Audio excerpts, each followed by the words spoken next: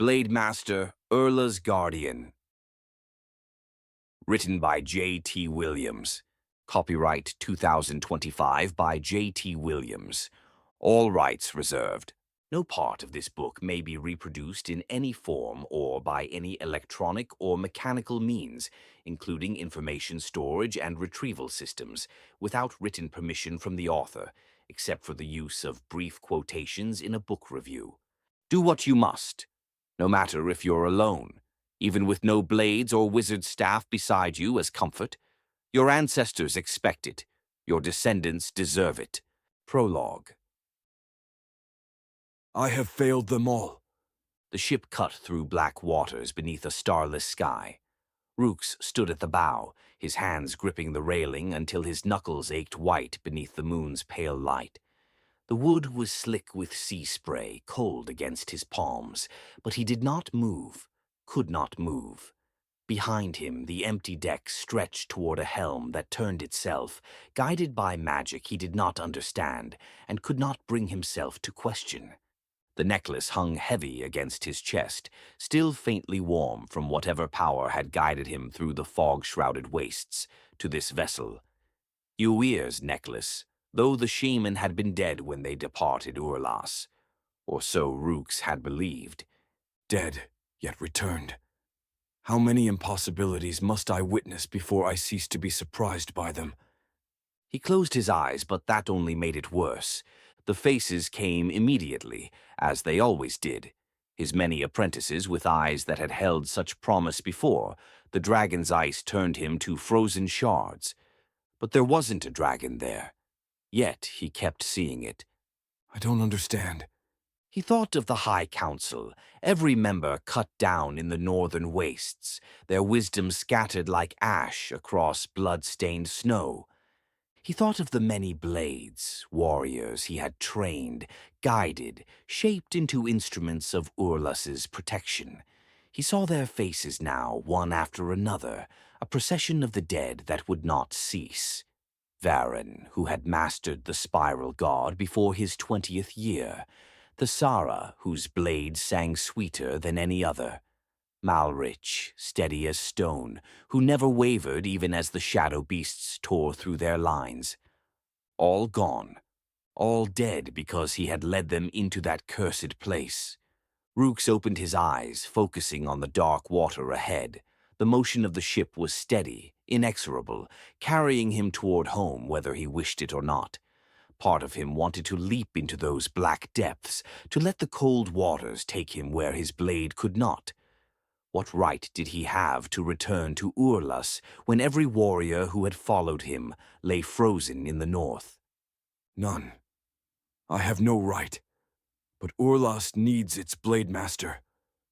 The voice that had spoken through the necklace, Uir's voice, had been clear on that point. Urlas still needed him. The realm was defenseless without its guardian, and whatever had befallen them in the north, duty remained. Duty always remained, no matter how heavy its weight became. He touched the necklace, feeling the faint pulse of warmth within it. Why did you save me? He whispered to the night. Why not one of them? Any of them would have been more worthy. No answer came.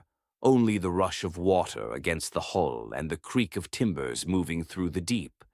Sleep, when it came, brought no mercy. Rukes stood in his quarters below deck, swaying with the ship's motion, and tried to find rest on the narrow cot. The moment his eyes closed, he was back in the north. The fog was everywhere, thick and wet and cold. It clung to his armor, his blade, his face like grasping fingers. Through it came the shadow beasts, bodies of black fire, eyes burning red as fresh coals. They moved like oil across the snow, flowing between the bodies of fallen blades and archons, searching for the living. Hold formation, he heard himself shout, his voice raw and desperate. Orb formation. Do not let them isolate you. But the fog made formations meaningless.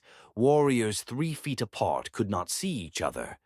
The beasts struck from the mist, their claws rending steel and flesh with equal ease, and then vanished back into the gray before retaliation could come.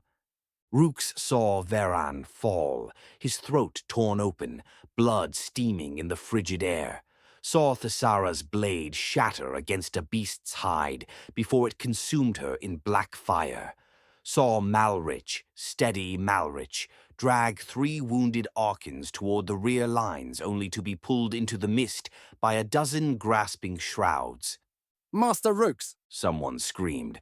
Master, help me, please. He turned, blade raised, but saw only fog. The voice grew distant, then cut off with a wet, tearing sound. Then the dragon came. It descended through the northern lights like a falling mountain, scales of glacial blue catching the strange polar glow. Wings that spanned 100 feet blotted out the sky. Its roar shook the earth, sent warriors stumbling to their knees. When it opened its maw, blue fire poured forth, not heat, but terrible cold, ice and death given form. The first blast struck their center line. A dozen blades, 20 Arkans, all frozen solid in an instant. Their bodies stood upright for a moment, preserved in poses of combat and fear, before shattering like glass. Rukes charged toward it, screaming defiance, emerald fire erupting along his blade.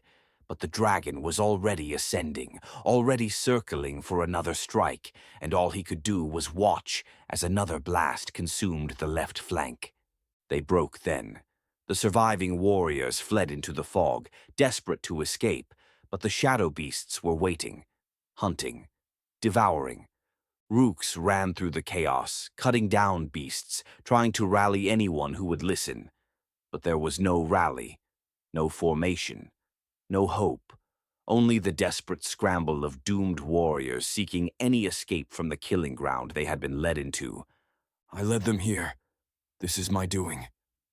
The dream shifted, as it always did, to the moment he found a broken young blade. His apprentice stood on the shore, facing the sea, blade in hand. For one brief instant, Rukes thought him alive, thought some miracle had preserved him.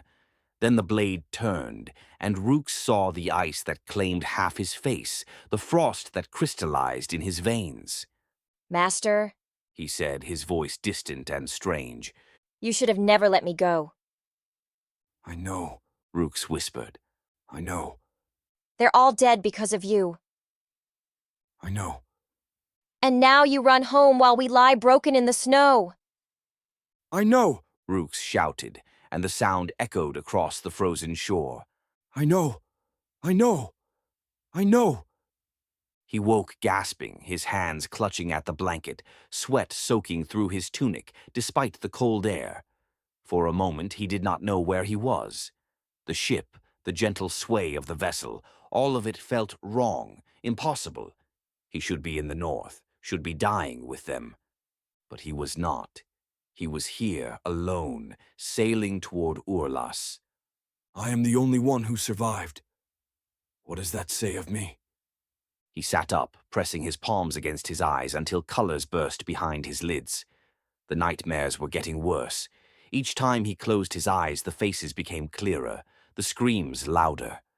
Sleep was becoming another battlefield, one where he could win no victories. The dragon was not in the northern void yet. It haunted him, perhaps as a symbol of the evil that they faced, or it was something else. He did not know. Rukes rose. Dawn was breaking in the east, pale light spreading across calm waters. And there, emerging from the morning mist like a ghost of memory, was Urlas.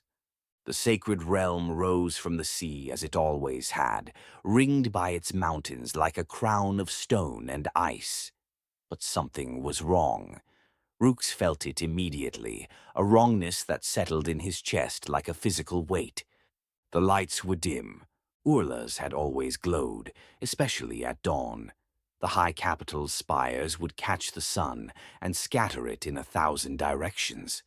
The wards that protected the realm shimmered like heat over summer stone, a visible declaration of the magic that kept Urlas separate from the world's wars and troubles.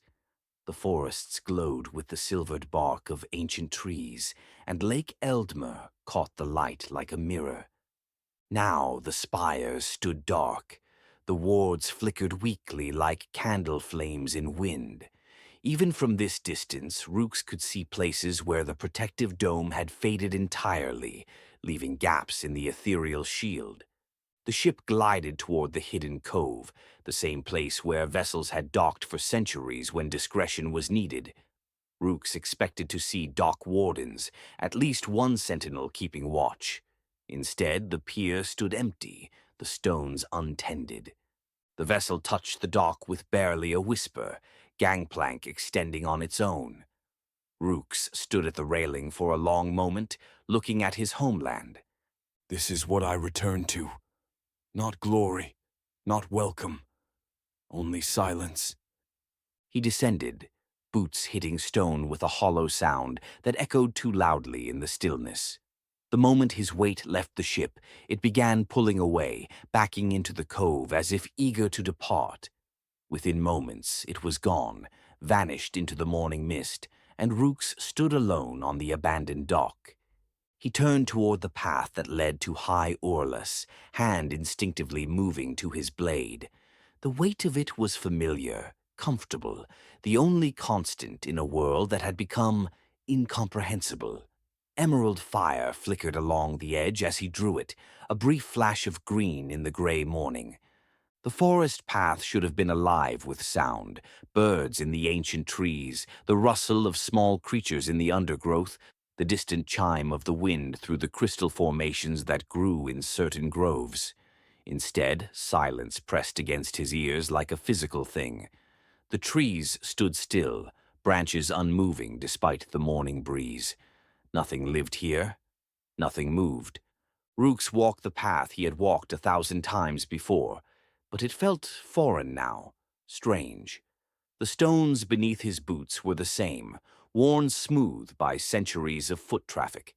The trees were the same, their silvered bark catching what little light filtered through the canopy. But Urlas itself had changed in a fundamental way he could not articulate. It feels diminished, like something vital has been drained from it. He emerged from the forest onto the ridge that overlooked High Urlas capital, and stopped. The city stood, yes. The buildings remained upright, the streets visible below. But perhaps a third of the structures stood dark, their windows empty, their doors sealed. The great hall, where the High Council had met for over a millennium, showed cracks in its facade. The training grounds, which should have been filled with warriors at this hour, lay empty save for scattered practice weapons half buried in dirt. And there were so few lights. A handful of windows glowed in the morning dimness. A single column of smoke rose from what must have been someone's hearth. Where were the people? Where were the thousands of elves who called Urlas home? Master Rukes! The voice cut through his shock like a blade. He spun, his sword rising automatically, then froze. A child ran toward him up the path. An elven boy no more than 8 years old, his face flushed with exertion, his eyes bright with something Rukes had not seen in weeks. Hope. The boy wore clothes too large for his frame, and a wooden practice sword bounced against his back, tied with a leather cord. "Master Rukes!" the boy shouted again, closing the distance between them. You've returned! I knew you would! I told them all you would! The child skidded to a stop 3 feet away, suddenly shy as if realizing he was in the presence of the Blademaster himself. He bowed, the gesture awkward but earnest. Forgive me, Master. I should not have run at you like that, but when I saw you from the watch point, I— The boy trailed off, looking up at Rukes with eyes that shimmered with unshed tears. We thought you were dead. We thought everyone was dead. Rukes lowered his blade slowly, sheathing it with a soft scrape of steel. His throat felt tight. When was the last time he had spoken to someone? Days. Weeks. The journey back was a blur of silence and nightmares. What is your name, child? His voice came out rougher than intended. Halra, master, son of Blade Carithon. The boy's voice dropped. My father. He marched north with you. He did not come back. Carithon. Yes. He fell in the first wave of the demonic attack. Frozen mid-stride, blade raised. The ice took him so quickly he had no time to scream. Your father died with honor, Rukes managed. He stood his ground when others fled. He saved lives through his sacrifice. He did not know if that was true, could not remember Carithon's death clearly among so many others. But it was what the boy needed to hear, and Rukes would not take that comfort from him. Halra's chin trembled, but he did not cry. Instead, he straightened his shoulders, his hand moving to touch the wooden practice sword on his back. Then I will honor him. I will become a blade like my father. I will protect Urlas when you— The boy stopped, catching himself. I will protect Urlas. I have been practicing every day, master, every single day since the others left. The others? Rukes asked, though part of him already knew the answer. Halra's expression faltered. Most of them left, master. Weeks ago, after news came that the northern force was lost. They said Urlas was doomed without its Blademasters, without the High Council. They said it was better to seek new homes in other elven cities before the end came. He pointed toward High Urlas. Only a few dozen remain. The young, the old, those too wounded or too stubborn to leave. A few dozen, out of thousands. Rukes looked back at the diminished city, understanding now why it felt so hollow. Urlas had not been destroyed by enemy action. It had been abandoned by its own people, left to die through attrition and despair. You did not leave, Rukes said quietly. No, master. Halra's voice was fierce. This is my home. My father died protecting it. I will not abandon Urlas while I still draw breath. Then, more quietly, And I hoped you would return. Someone had to be here to greet you when you came back. something in Rukes' chest, something that had felt frozen and dead since the northern wastes, cracked slightly. Not enough to heal, not enough to mend, but enough to remind him that he was still capable of feeling something other than grief and guilt. He reached out and placed a hand on Halra's shoulder. The boy was so small, so fragile beneath his palm, a child who should be learning letters and playing in the lake, not standing watch and practicing with wooden swords. "Walk with me," Rukes said. "Tell me what has befallen Urlas in my absence." Halra's face brightened immediately. He fell into step beside Rukes as they began descending the path toward High Urlas, talking rapidly.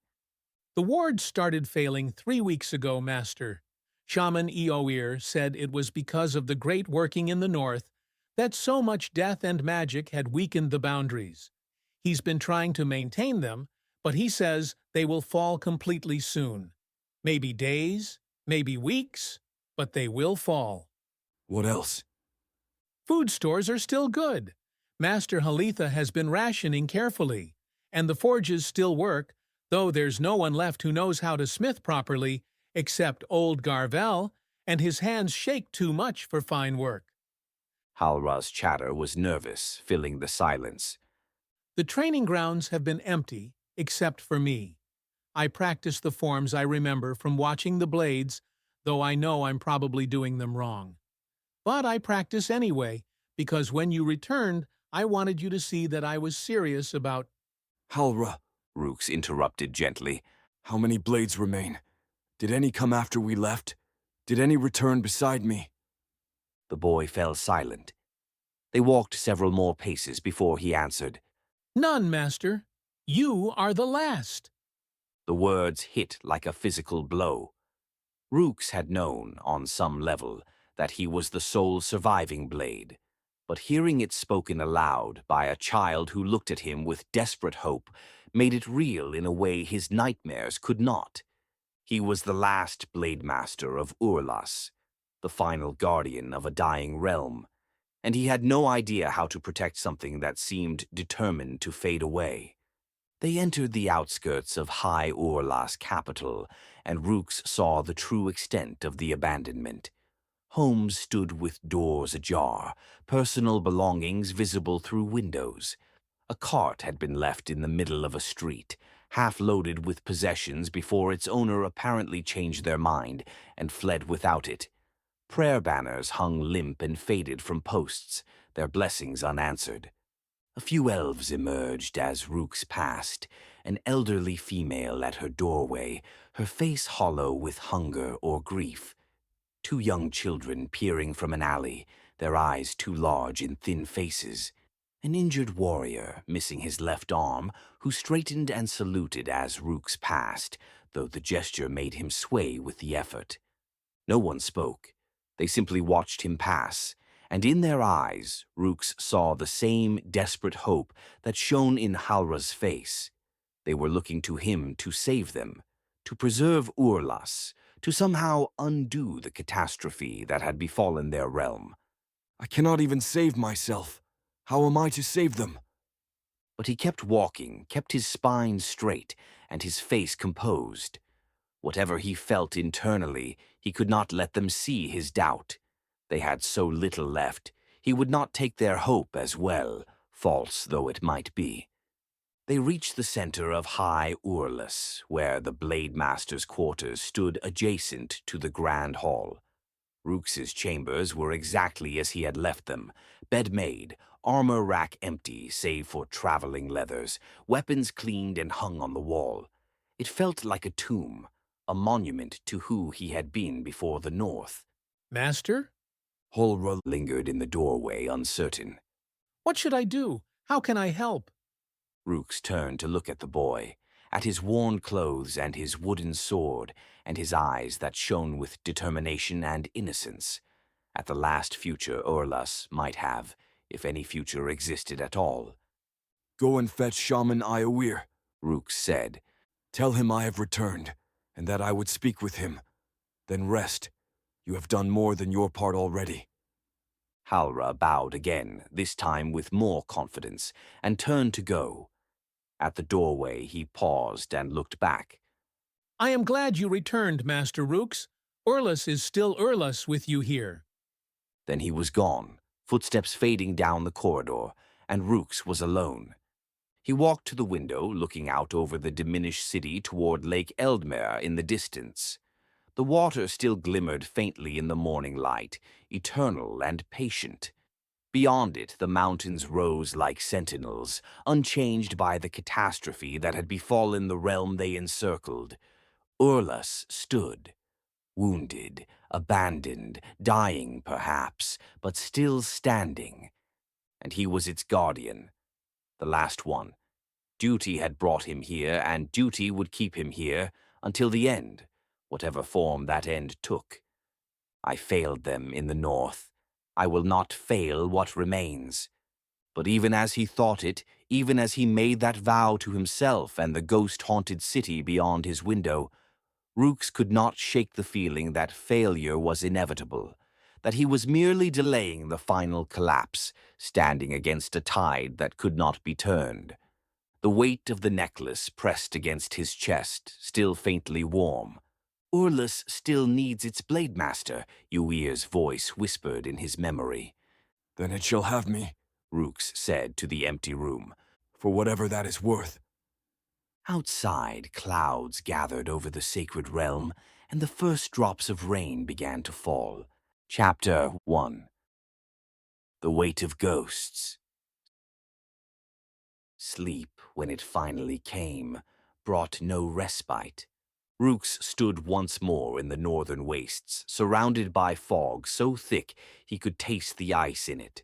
The bodies lay everywhere, blades and archons frozen in their final moments, preserved by the dragon's breath. Their eyes were open, staring at nothing, frost crystallizing in their lashes and beards. He walked among them, his boots crunching on frozen blood. Each face was familiar. Each name rose unbidden in his mind. Varen, Thessara, Malrich, Carathan. Master Rukes. He turned. Kalak stood before him, half his body consumed by ice, the other half still flesh. His apprentice's eyes held no accusation, only a terrible sadness. "You left us here," Kalak said. "in the cold and the dark. I did not mean to," Rukes whispered. "I tried to save you, tried to save all of you. And yet we are dead, and you live. I know. Look." Kalak raised his frozen arm, pointing toward the horizon. "Look what comes." Through the fog, shapes moved. The shadow beasts, bodies of black fire, eyes burning red. They flowed between the corpses, searching, hungry, and above them, circling through the pale northern lights, the dragon. Its wings blotted out the sky.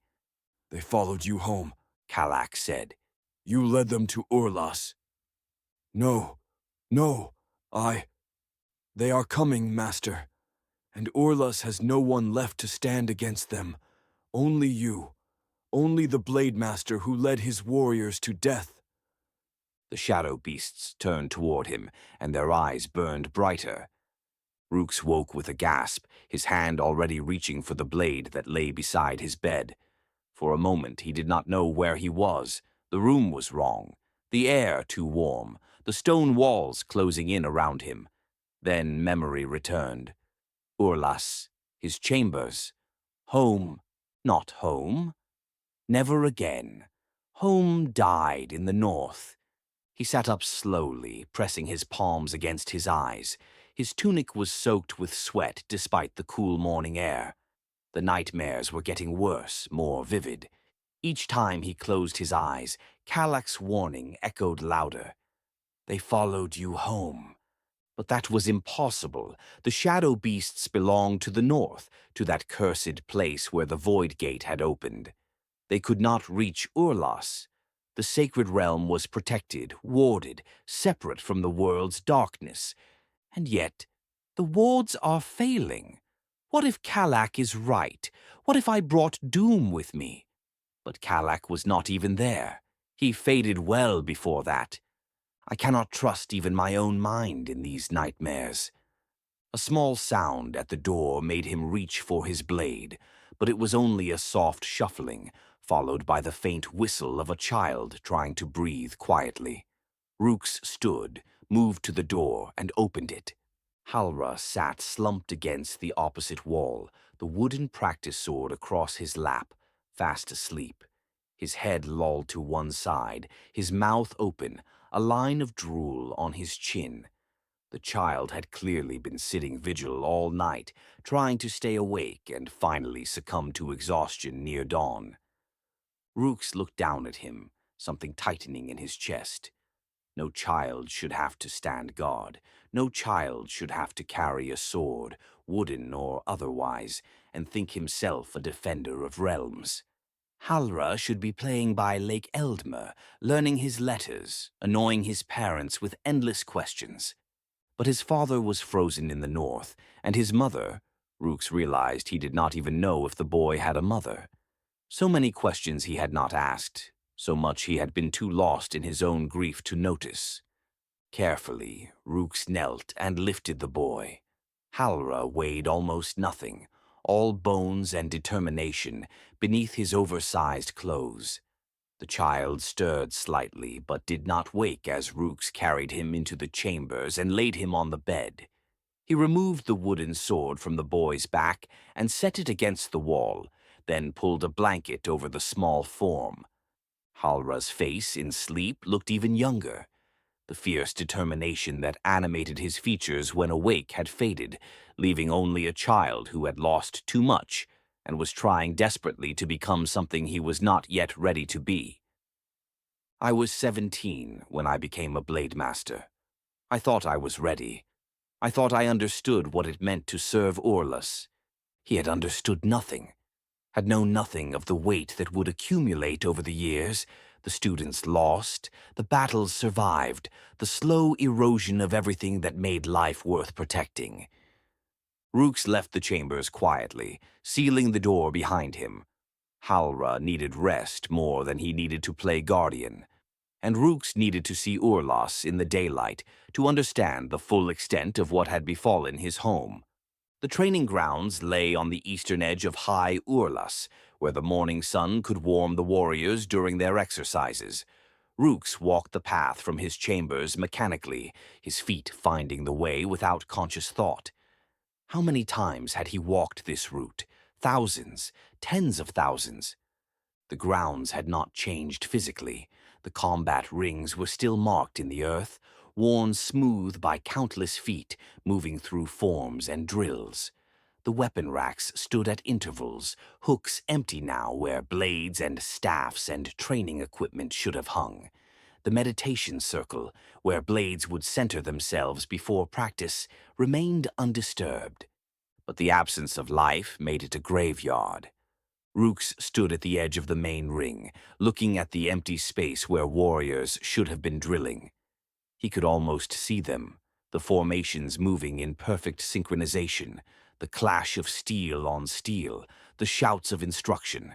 Could almost hear Blade Viren calling corrections to younger blades, his voice carrying across the grounds with patient authority.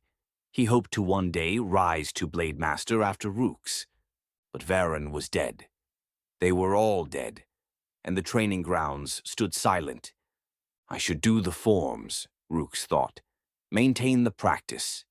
Keep the discipline. But he could not make himself draw his blade, could not make his body move through the sequences that had been drilled into him over decades. What was the point? Who was there left to train? Who would carry forward the traditions of the Blademasters when he was gone? They used to fill this whole space, a voice said behind him. Rukes turned. Uwir stood at the entrance to the grounds, leaning on his walking staff. The shaman looked exactly as Rukes remembered, ancient beyond counting, his face weathered like old wood, his eyes holding depths that suggested he saw far more than the present moment. He wore robes of dark blue, embroidered with silver threads that caught the morning light. Shaman.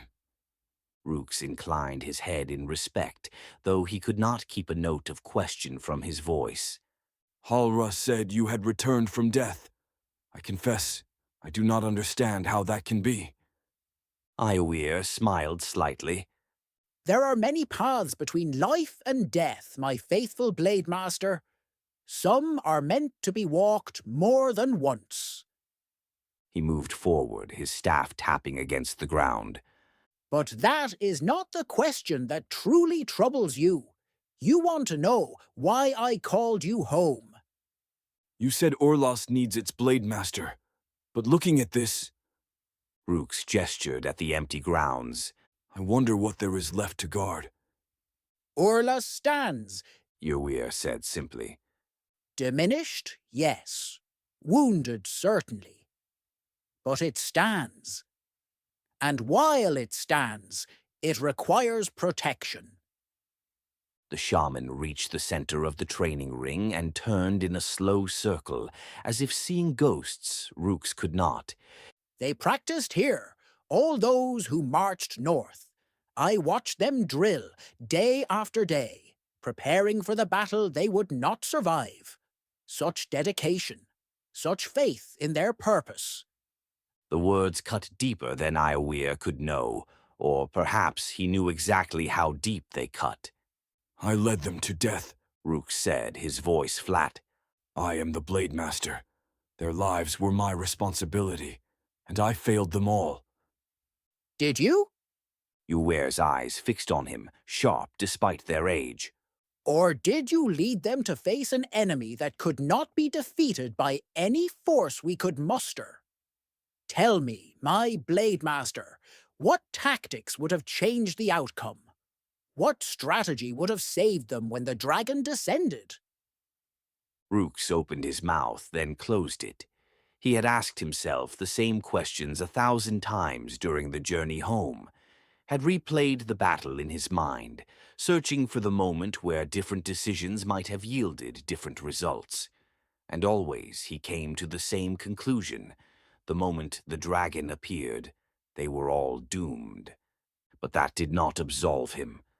could not absolve him. I should have died with them, He said quietly. And then Urlas would have no guardian at all. Uir moved closer, his staff no longer tapping but held firmly. You survived for a reason. The necklace called to you, guided you from that place of death. Do you think that was accident? Chance? I think I do not understand the workings of magic and fate. I am a warrior, shaman. I know the blade and the forms and the honor of combat. The rest, Rukes shook his head. the rest is beyond me.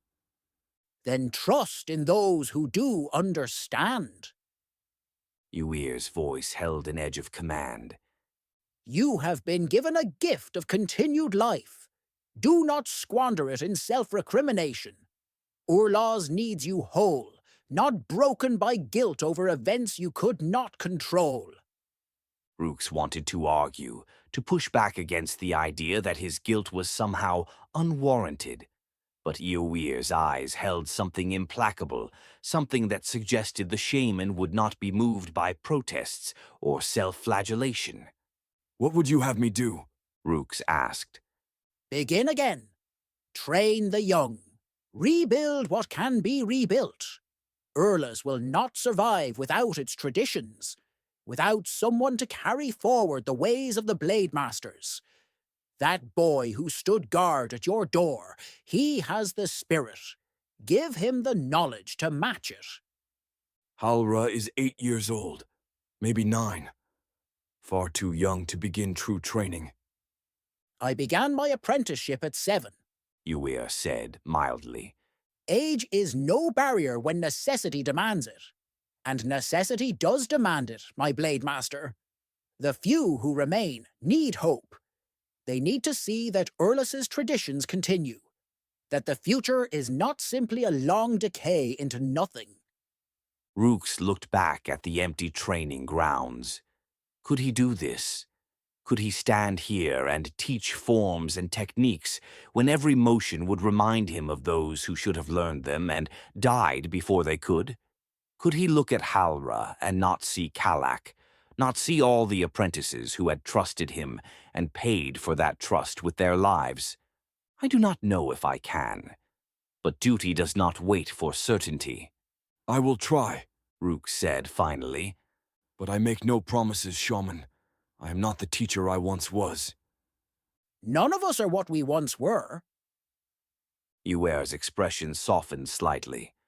The world has changed, and we must change with it. But that does not mean we abandon who we are. The Blademasters served Urlas for over 1,000 years. That legacy does not die simply because times have grown dark. He turned to leave, then paused. The wards are failing, as you have no doubt noticed. I am doing what I can to maintain them, but my power is not infinite. They will collapse eventually. Days, weeks, perhaps a month if I am fortunate. When they fall, Urlas will be exposed to whatever lies beyond. You should prepare for that eventuality. What lies beyond? Rukes asked, though he feared he knew the answer. I do not know with certainty, but I have felt stirrings, disturbances in the ethereal boundaries. Something watches Urlas, my Blademaster. Something waits for the wards to fail. Whether it can breach this realm once the protection falls, I cannot say. But we must be ready. With that, the shaman departed, his staff tapping a slow rhythm on the stones as he walked back toward his domain in the northern quarter of High Urlas. Rukes stood alone in the training grounds, Uir's words echoing in his mind. Something watches, something waits. They followed you home. He pushed the thought away, but it would not go far. The nightmares were one thing, trauma and guilt given form.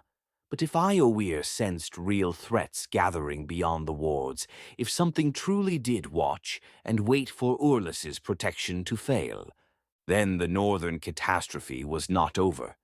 It was merely entering a new phase. And Urlas, diminished and nearly abandoned, would have to face it with a single Blademaster and a handful of survivors who were too young, too old, or too injured to flee. We will fall. There is no question of that. The only question is how long we can stand before the end comes. But duty did not require victory, only that one continue to fight, continue to hold the line until the final moment. And if teaching a child the forms of the Blademasters was what duty demanded, then he would do that. He would give Halra and any others what knowledge he could, so that when Urlas fell, when, not if, someone might survive to carry those traditions forward. Rukes finally drew his blade. The familiar weight settled into his hand, comfortable despite everything. Emerald fire flickered along the edge as he moved into the opening stance of the first form. His body remembered the movements even when his mind rebelled against them. Muscle memory carved over decades took over, moving him through the sequence with mechanical precision. Advance, pivot, slash, guard position, counter-thrust, withdraw. The blade sang its familiar song, cutting the air with whispers of ancient technique. But there was no joy in it, no satisfaction, only the cold comfort of discipline maintained in the face of despair. He completed the first form and moved into the second, then the third, working through sequences he had taught to dozens of students over the years. With each form, he saw their faces. With each movement, he remembered teaching these same techniques to warriors who would never use them again. The sun climbed higher, sweat began to soak through his tunic. His arms ached from the continuous motion, his legs burned from holding proper stances. Good. Pain meant he was still alive, still capable of feeling something beyond the numbness that threatened to consume him. He was midway through the seventh form when he heard light footsteps approaching. He completed the sequence before turning. Halra stood at the edge of the training ring, the wooden sword strapped to his back once more. The boy's hair was mussed from sleep, and he looked sheepish. Forgive me, Master. I fell asleep when I should have been standing watch. You needed rest, Rukes said, sheathing his blade. There is no shame in that. But a blade must always be vigilant. My father said— Halra stopped, his eyes shimmering. My father said many things, but he is not here to say them any more. Rukes crossed the distance between them and knelt, bringing himself to the boy's eye level. Up close, he could see how thin Halra had become, how the clothes hung on his frame, how his eyes, despite their determination, held shadows no child should carry. Your father was a fine warrior, Halra. He would be proud of your dedication. But even Blademasters need rest. Exhaustion makes warriors sloppy, and sloppy warriors get themselves and others killed. Do you understand? Halra nodded, though he looked unconvinced. What would you have me do, Master? How can I help Urlas? Rukes studied the boy for a long moment. Too young, far too young for what was coming. But Eoir was right. Necessity did not wait for age. If Halra wanted to learn, if he had the spirit for it, then refusing him would be a disservice to both the boy and to Urlas's future. What future? There is no future, only endings. But perhaps that was not his decision to make. Perhaps his duty was simply to pass on what he knew and let others determine how to use it. Come, Rukes said, standing and gesturing to the center of the training ring. if you wish to be a blade, then we will begin your training properly. But I warn you, it will be difficult. There will be days when you want to quit, days when your body screams for rest, and I will demand more. Can you accept that? Halra's face transformed. The shadows fled, replaced by a fierce joy that made him look his age again. Yes, Master, I accept. I will work harder than anyone. I will— You will begin with the basics, Rukes interrupted. Remove that wooden sword and set it aside. You are not ready for weapons, even practice weapons. First, I will teach you the stances and movements. The blade is merely an extension of the body. If your body is not properly trained, the blade will be useless. The boy's enthusiasm dimmed slightly, but he obeyed, removing the wooden sword and setting it carefully at the edge of the ring. He returned and stood before Rukes, back straight, arms at his sides. Like this, Master. No, your feet are too close together. Widen your stance. Rukes moved behind the boy and tapped his heels with the side of his boot. Shoulder width. Your weight should be centered, balanced. You should feel stable, as if you could not be easily pushed over. Halra adjusted his stance, and Rukes nodded approval. Better. Now arms up. No, not like that. You're not reaching for something. Your arms are your first defense. They must be positioned to block or deflect incoming attacks while allowing you to strike quickly. He moved Halra's arms into position, correcting the angles. Feel how this opens your center line, but protects your head and chest. Yes, Master. This is the basic guard. You will practice this stance until it becomes natural, until you can assume it without thought. Then we will add movement. But first, the foundation must be solid. Do you understand? I understand, Master. Good. Hold that position. I will return shortly. Rukes walked to the edge of the training grounds, letting the boy stand in the guard position while he gathered his thoughts. This was familiar, teaching, correcting, shaping raw potential into something useful. How many times had he done this? How many students had stood before him in this very ring, eager and ignorant, waiting to be molded into warriors? All of them dead now. Every single one. He pushed the thought away and returned to Halra. The boy's stance had already begun to sag, his arms dropping slightly. Rukes tapped him on the shoulder. Arms up. A real enemy will not wait for you to be tired before attacking. Hold the position until I tell you otherwise. Halra's arms shot back up, and Rukes could see the effort it took.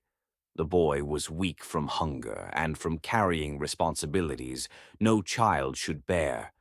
But there was steel in him, a core of determination that might be enough if it was properly tempered.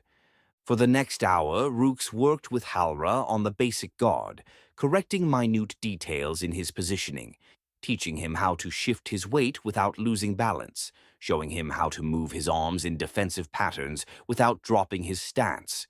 The boy tried valiantly, but by the end of the hour, his arms were shaking and sweat poured down his face. Enough, Rukes said. You have done well for a first lesson. Rest, eat something, and return tomorrow at dawn. We will continue then. Halra looked like he wanted to protest, to insist he could keep going, but his body betrayed him. His legs buckled slightly as he tried to bow, and Rukes had to catch his arm to keep him from falling. Go, Rukes said more gently. Rest is as important as practice. A blade who does not maintain his body will not survive his first true battle. The boy nodded, retrieved his wooden sword, and stumbled away toward wherever he was staying. Rukes watched him go, a mixture of pride and sorrow warring in his chest. Halra would make a fine warrior someday if he survived long enough to finish his training. If any of us survived long enough. The afternoon found Rukes wandering through High Urlas, taking stock of what remained. The city, for all its abandonment, was still magnificent in places. The Grand Hall's facade, despite its cracks, still displayed the artistry of elven stonemasons from centuries past. The crystal gardens near the eastern quarter still caught the light in rainbow refractions. The archives, though their doors stood locked, still held millennia of knowledge and history. But the emptiness made it all feel like a museum, a preserved memory of what had been, with no life to animate it. He passed the few remaining inhabitants, exchanged nods with the elderly and injured, who kept to their routines despite everything. No one spoke to him beyond basic greetings. They looked at him with hope and fear in equal measure, and Rukes found he could not bear either emotion directed at him. As the sun began its descent, he made his way toward Lake Eldmer. The path wound through sacred forests that had grown here since before the first elves settled Urlas. The trees' silvered bark glowed faintly in the late afternoon light, and for a moment Rukes could almost believe nothing had changed, that he was merely taking an evening walk after a day of training, that his students were back in the barracks comparing bruises and boasting about their improvements. But the illusion shattered the moment he emerged from the trees and saw the lake. Lake Eldmer stretched before him, its waters dark beneath the clouding sky. On the far shore he could see his own forge, now dark and cold, and beyond that the memorial he had built for Kalak stood as a silent accusation. Rukes walked to the water's edge and stood there, looking across the lake toward the mountains that ringed Urlas. Their peaks still held snow, eternal white against the darkening sky. Beyond them lay the world, cities and kingdoms and places where life continued without knowledge or care for what had befallen this sacred realm. We are forgotten, just as the warriors in the north are forgotten. The world moves on, and we fade into memory. A flicker caught his eye. He turned, focusing on a point about 50 feet to his left. The air there seemed to shimmer, like heat haze, but wrong somehow. Off. Rukes moved toward it, his hand instinctively going to his blade. As he approached, the shimmer became more pronounced. He could see through it to the trees beyond, but the space itself seemed unstable, as if reality had grown thin there. He reached out cautiously, his fingers approaching the disturbance. The moment his skin made contact, he felt it, a wrongness that made his stomach lurch. The protective ward that should have been solid, impenetrable, felt like cobwebs under his touch, like it would tear away at the slightest pressure. The wards are failing. He had known this, intellectually. Eowyn had told him. But feeling it, experiencing the fragility of Urlas's protection firsthand, made it real in a way that words could not. Rukes pulled his hand back and stepped away from the disturbance. How many more of these were there? How long before the wards failed completely, leaving Urlas exposed to whatever threats lay beyond? Something watches, Eowyn had said. Something waits. The sun touched the western peaks, painting the sky in shades of orange and red. Rukes stood at the edge of Lake Eldmer, looking at the failing ward, and felt the weight of inevitability settle over him like a funeral shroud. They were running out of time. Whatever grace period Urlas had been granted after the northern catastrophe was ending. And when it did, when the wards finally collapsed, he would have to face whatever came with nothing more than his blade, a handful of survivors, and a child who dreamed of becoming a warrior. It would not be enough. Could never be enough. But it would have to do. I am still here, Rukes said to the empty shore, to the darkening water, to the ghosts that haunted his every thought. I am still standing, and I will stand until I can stand no more. The ward flickered again, and somewhere in the distance, he thought he heard something that might have been laughter or might have been the wind through the mountains. Either way, it sounded like death coming closer. Rukes turned from the lake and walked back toward High Urlas as the last light faded from the sky. Chapter 2. Cracks in the Veil. The day wore on with the weight of stone dragging behind each moment. Rukes returned to his chambers as the sun climbed past noon, intending to rest, but found sleep impossible. The nightmares waited for him behind closed eyes, patient and hungry. Instead, he sat at the small desk where he had once planned training regimens and tactical formations, and stared at blank parchment. He should write something. Record what had happened in the north for those who might come after. But his hand would not move. What words could capture the magnitude of that failure? What account could do justice to the warriors who had fallen while he lived?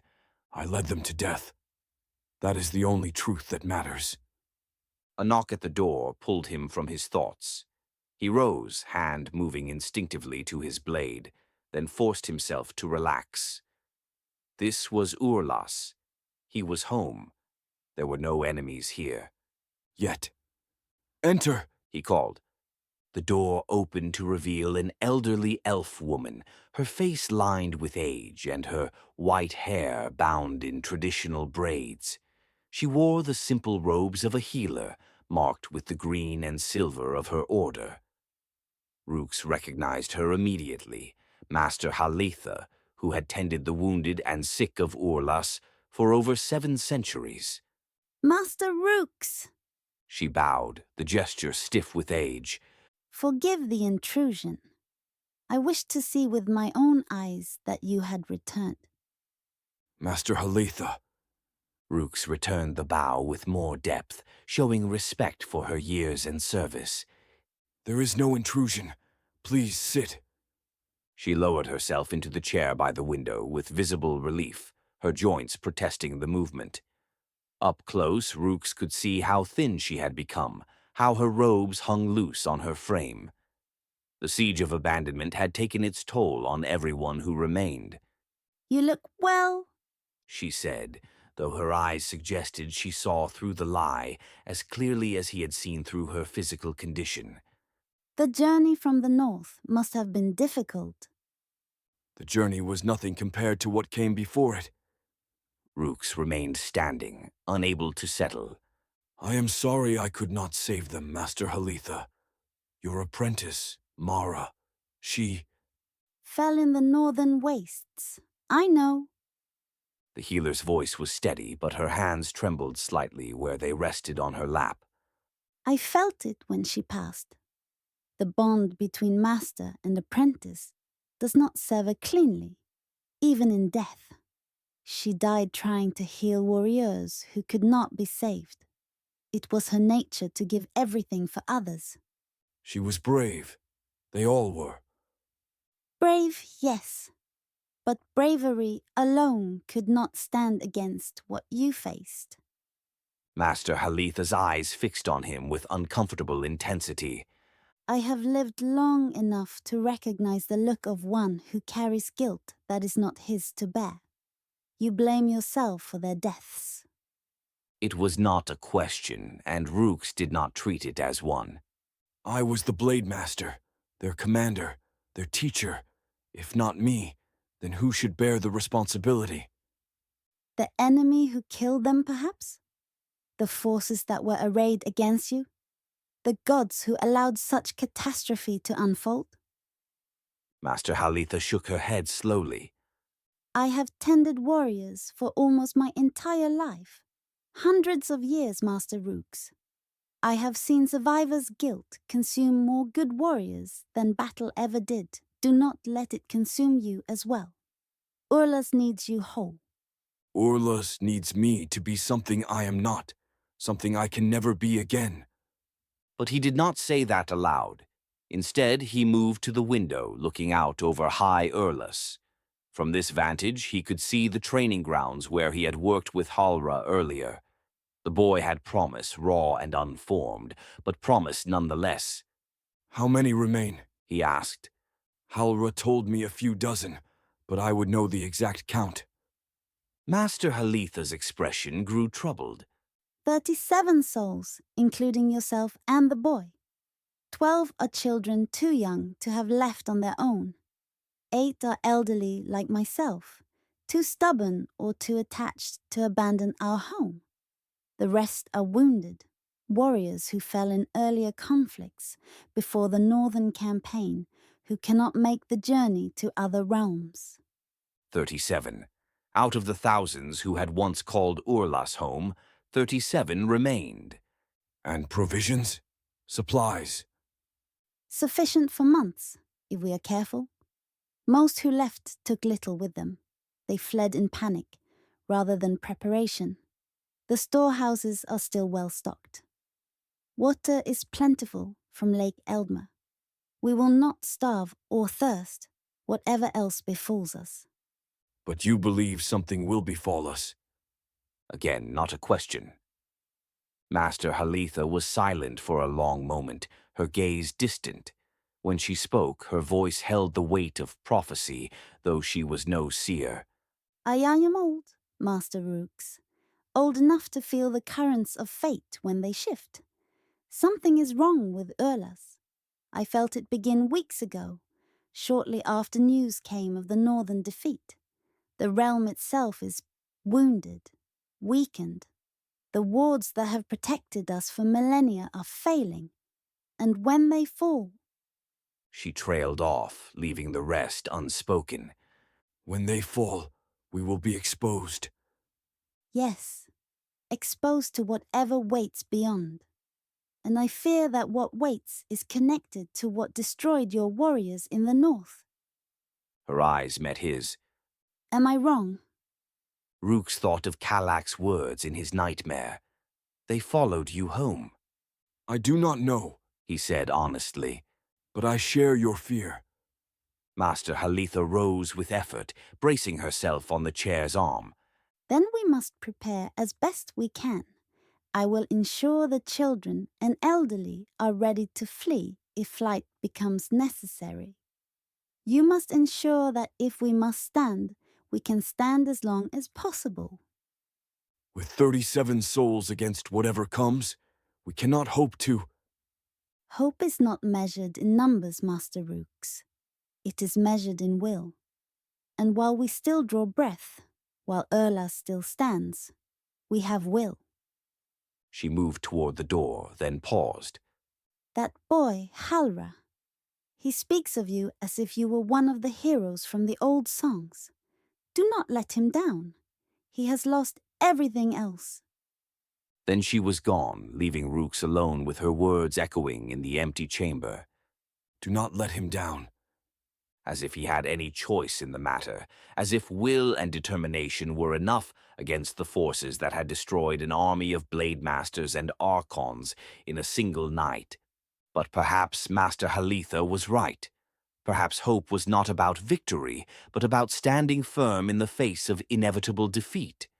Perhaps all that remained was to teach Halra what he could, to preserve what could be preserved, and to face the end with dignity when it came. When, not if. The end is coming. He left his chambers and made his way toward the shaman's domain, where Iowir would be working to maintain the failing wards. They needed to speak in more depth about what was happening to Urlas, about what defenses remained and how long they could hold.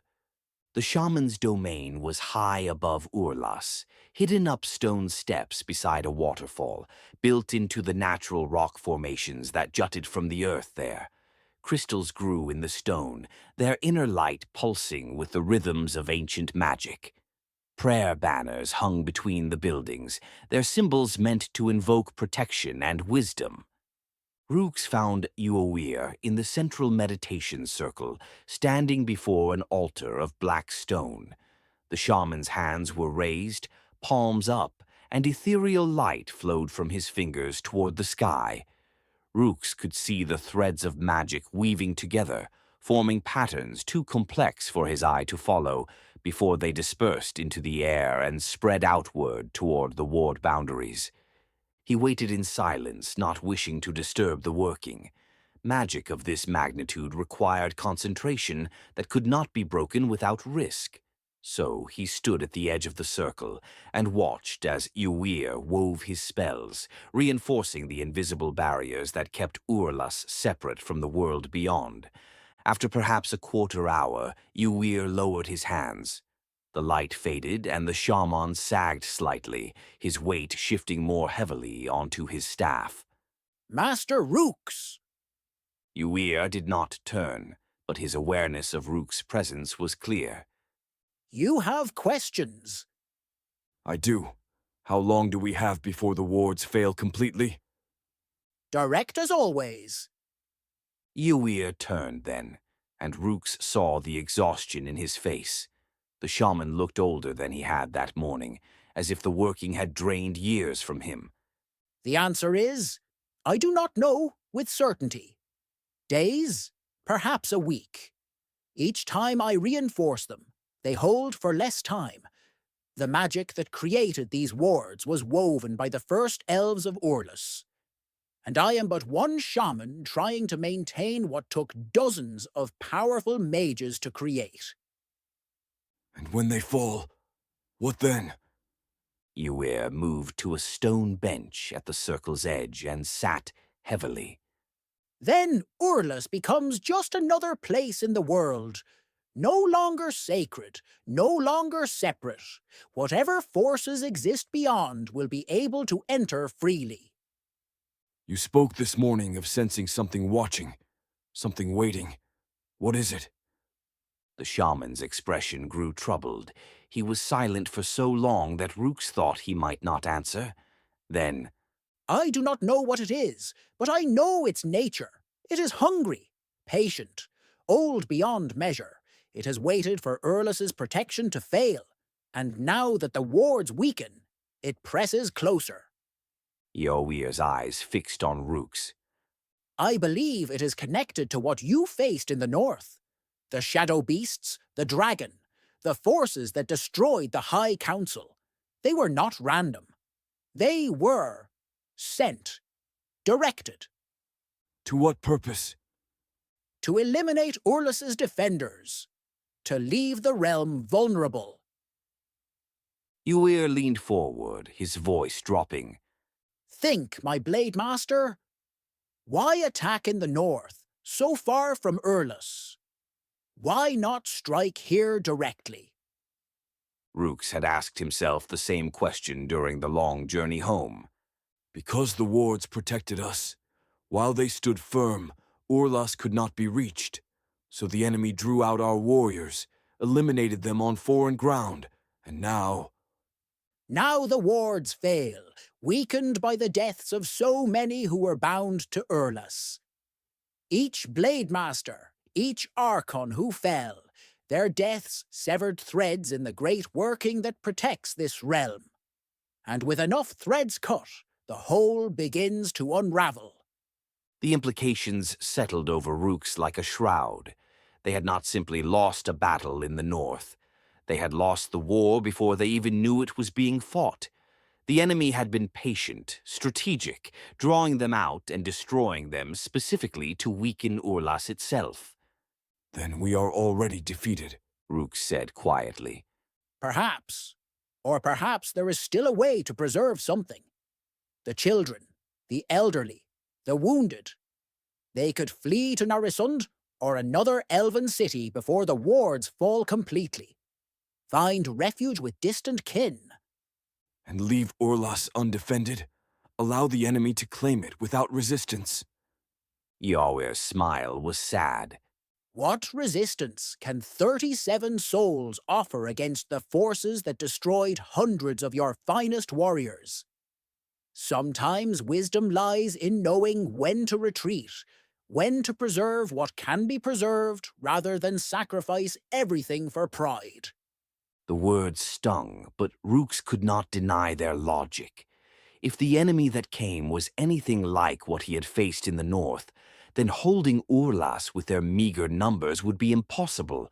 They would die, and accomplish nothing by their deaths, except to ensure that Urlas's traditions died with them. But the thought of abandoning his home, of leading the survivors away from the sacred realm, and watching it fall to darkness behind them, was almost physically painful. I must think on this, Rukes said finally. Speak with the others. Understand what they wish. Do not take too long. When the wards fall, flight may no longer be possible. Whatever waits beyond will not give us time to organize an evacuation. Ywir stood, his staff supporting him. I will maintain the wards as long as I can. But my power is not limitless, and each working drains me further. We are living on borrowed time, my faithful Blademaster. Use it wisely. Rukes left the shaman's domain with more questions than he had arrived with. The walk back through High Urlas felt different now, weighted with the knowledge that every street, every building, every stone might soon be lost. Not abandoned, but conquered.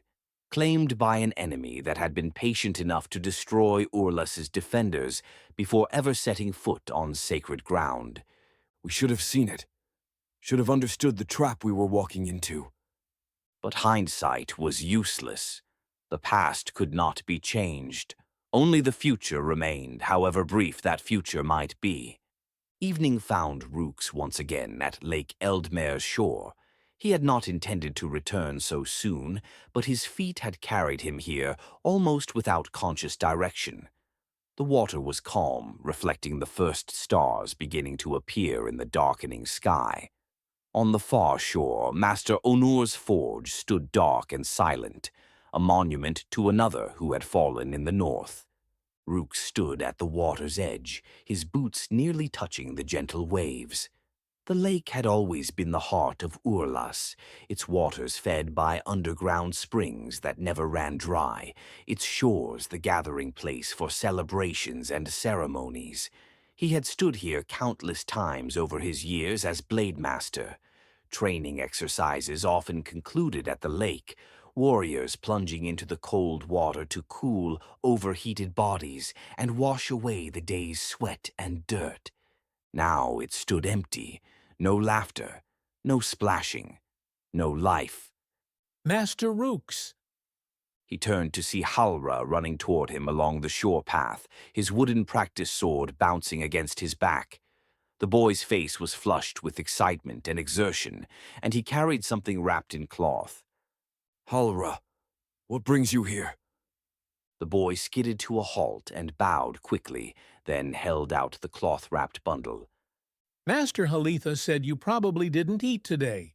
She made this for you, told me to find you and make sure you ate it all. Rukes accepted the bundle and unwrapped it to find fresh bread, cheese, and dried fruit.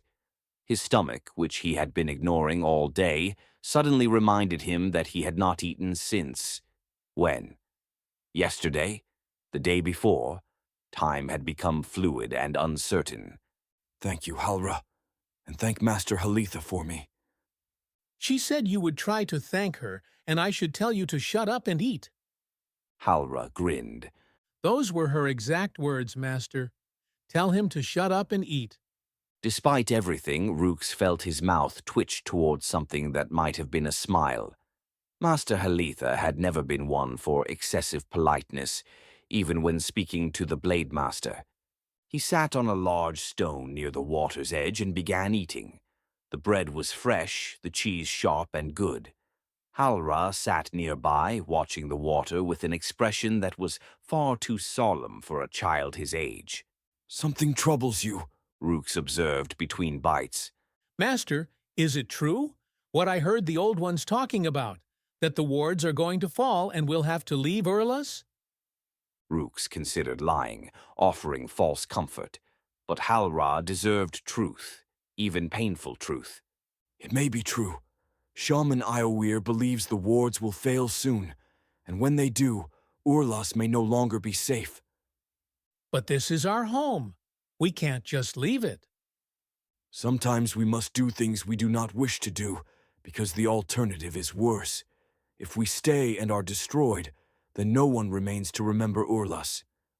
But if we flee and survive, then Urlas lives on in us, in our memories, in the traditions we carry forward. Halra was quiet for a long moment, his hand moving to touch the wooden practice sword on his back. My father said that Urlas was worth dying for, that defending it was the highest honor a warrior could achieve. Your father was right, but there is a difference between dying in defense of something and dying for nothing. If the enemy that comes is too strong to defeat, then standing firm achieves nothing except to ensure our traditions die with us. But what if we can defeat them? What if we're strong enough? We are not. We cannot be. 37 souls against whatever destroyed hundreds of Blademasters and Archons. But looking at Halra's earnest face, at the desperate hope in his eyes, Rukes found he could not quite crush that hope entirely. We will prepare for both possibilities. We will ready ourselves to flee if we must, but we will also train and organize our defenses. If the enemy gives us a chance to stand, then we will stand as long as we can. That seemed to satisfy the boy. His expression brightened, and he nodded firmly. I will train harder, Master. I'll be ready. When the enemy comes, I'll— You will do what I command, Rukes interrupted gently. That is what warriors do, Halra. They follow orders even when those orders are difficult. Can you do that? Halra's enthusiasm dimmed slightly, but he nodded. Yes, Master. I can do that. Good. Now go, eat your own meal and rest. Tomorrow we will continue your training. The boy stood, bowed, and began walking back toward High Urlas. But after a few steps, he paused and looked back. Master Rukes, I'm glad you came home. Even if it's only for a little while, I'm glad you're here. Then he was gone, jogging up the path toward the city, and Rukes was alone once more with the lake and the gathering darkness. He finished the food, more because Master Halitha would be displeased if he did not, than from any real hunger. Then he stood and walked along the shore, following the water's edge toward the spot where he had noticed the ward's weakness earlier. It was worse now. The shimmer in the air was more pronounced, visible even in the dim evening light. Rukes approached cautiously, his blade half-drawn, and extended his hand toward the disturbance. The moment his fingers touched the failing ward, a shock ran through him. Not pain exactly, but wrongness. The barrier that should have been solid, impenetrable, felt like spider silk, like it would tear away at the slightest pressure. And beyond it, pressing against the other side. Something. Rukes jerked his hand back, his heart hammering. For a brief instant he had felt it, the presence that Iweir had spoken of. Watching, waiting, hungry. It knew he was there. He was certain of it. Whatever waited beyond the wards, it was aware of him, aware of Urlas, aware of the weakening barrier that separated them. How long? He thought. How long until it breaks through? As if in answer, the ward flickered. The shimmer in the air pulsed like a heartbeat, once, twice, then settled back to its previous state. But the message was clear. Not long. Whatever time they had was measured in days, perhaps hours. Rukes backed away from the disturbance and turned toward High Urlas. In the growing darkness, lights were beginning to appear in windows, the few remaining inhabitants lighting candles and lamps against the night. From this distance, the city almost looked normal, almost looked like home. But it was not home anymore. Home had died in the north, with everyone he had failed to save. This was merely a shell, a ghost of what had been, waiting for the final blow that would end it forever. He touched the necklace at his chest, feeling its faint warmth. Eowyr's voice echoed in his memory. Urlas still needs its Blademaster. Then it shall have me, Rukes whispered to the night. for whatever that is worth. He walked back to High Urlas as the stars emerged overhead, cold and distant and uncaring. Somewhere in those infinite depths, forces beyond his understanding moved in patterns he could not comprehend, gods and powers and ancient hungers that measured time in eons rather than years. And he was just one elf, one warrior with a blade and a handful of survivors to protect. What could he possibly do against such forces? The answer, he suspected, was nothing. He could do nothing. But he would do it anyway, because duty demanded it, because the alternative was to simply give up and wait for the end. And that was something Rukes of Urlas would never do. Not while he still drew breath.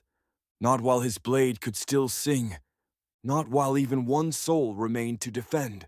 Chapter 3. The Decision. Sleep did not come easily that night. Rukes lay on his bed, fully clothed, his blade within arm's reach, Every sound made him tense, the creak of wood settling, the whisper of wind through the shutters, the distant hoot of an owl in the forests. His mind would not quiet. It raced through possibilities and scenarios, each one ending in blood and failure. The wards are failing. Something waits beyond them.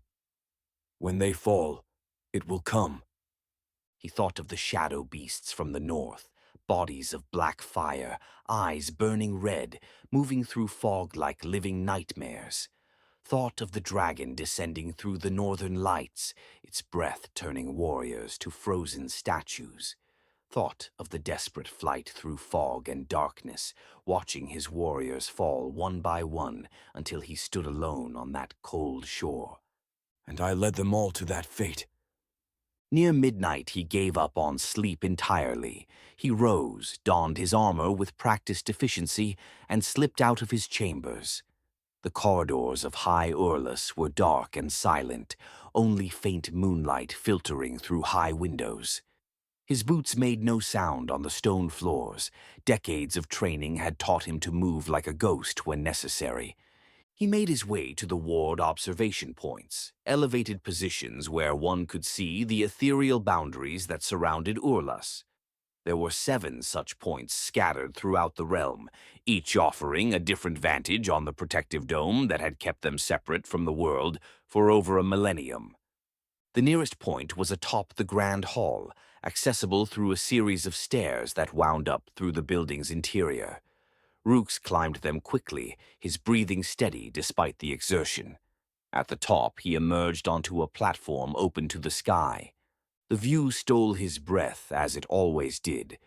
From here he could see all of Urlas spread below, the city lights of High Urlas, the dark expanse of Lake Eldmer, the forests and mountains that ringed the sacred realm. And above it all, visible as a faint shimmer against the star-filled sky, the ward dome.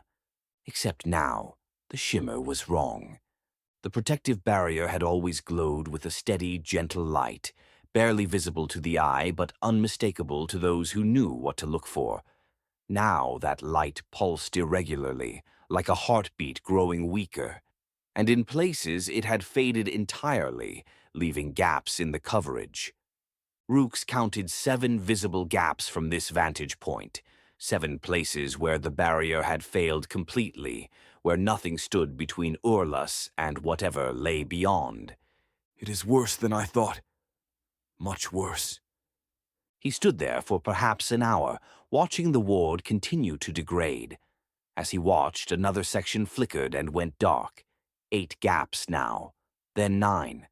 The failure was accelerating, the ancient magic unraveling faster and faster as each breach weakened the whole.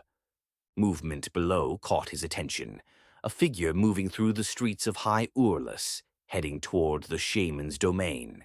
Even at this distance and in the darkness, Rukes recognized the gate. Ywir, his staff tapping against the cobblestones.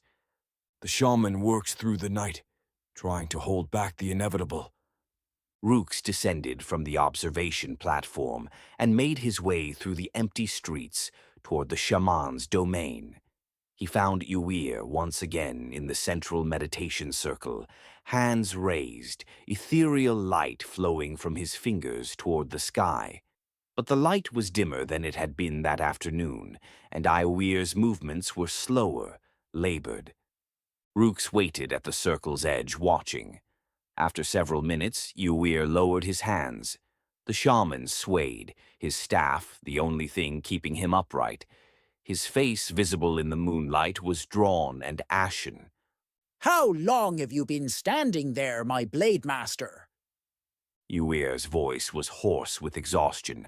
Long enough to see that you are pushing yourself beyond safe limits. Safe limits are a luxury we no longer possess. Ywir moved to the stone bench and sat heavily. The wards are failing faster than I anticipated. Each working buys us a few hours at most. By dawn, there will be more gaps than coverage. Then we are out of time. Yes, we are out of time. The shaman looked up at him, and in those ancient eyes, Rukes saw something he had never seen before. Fear. I have lived for centuries, Master Rukes. I have seen empires rise and fall. I have witnessed wonders and horrors that would break lesser minds. But what approaches now? It frightens me in a way nothing has in a very long time. Rukes moved closer, his hand resting on his blade's pommel. You can sense it more clearly now. I can feel it pressing against the wards, testing them, probing for weaknesses. It knows we are vulnerable, knows the barrier is failing. And it is, eager, hungry for what lies within. Eowyr's hands trembled where they gripped his staff. We must evacuate, my Blademaster. Now, while we still can. If we wait until dawn, it may be too late. In the middle of the night, the children, the elderly, they need time to prepare. Better unprepared and alive than well prepared and dead. The shaman's voice held an edge of command. Gather them. Take only what can be carried quickly. Make for Lake Eldmer. There is a boat there, preserved by magic, that can carry all of you to safety. And you? Will you come with us? Eowyr smiled, though there was no joy in it. My place is here. I will maintain the wards as long as I can, buy you time to escape.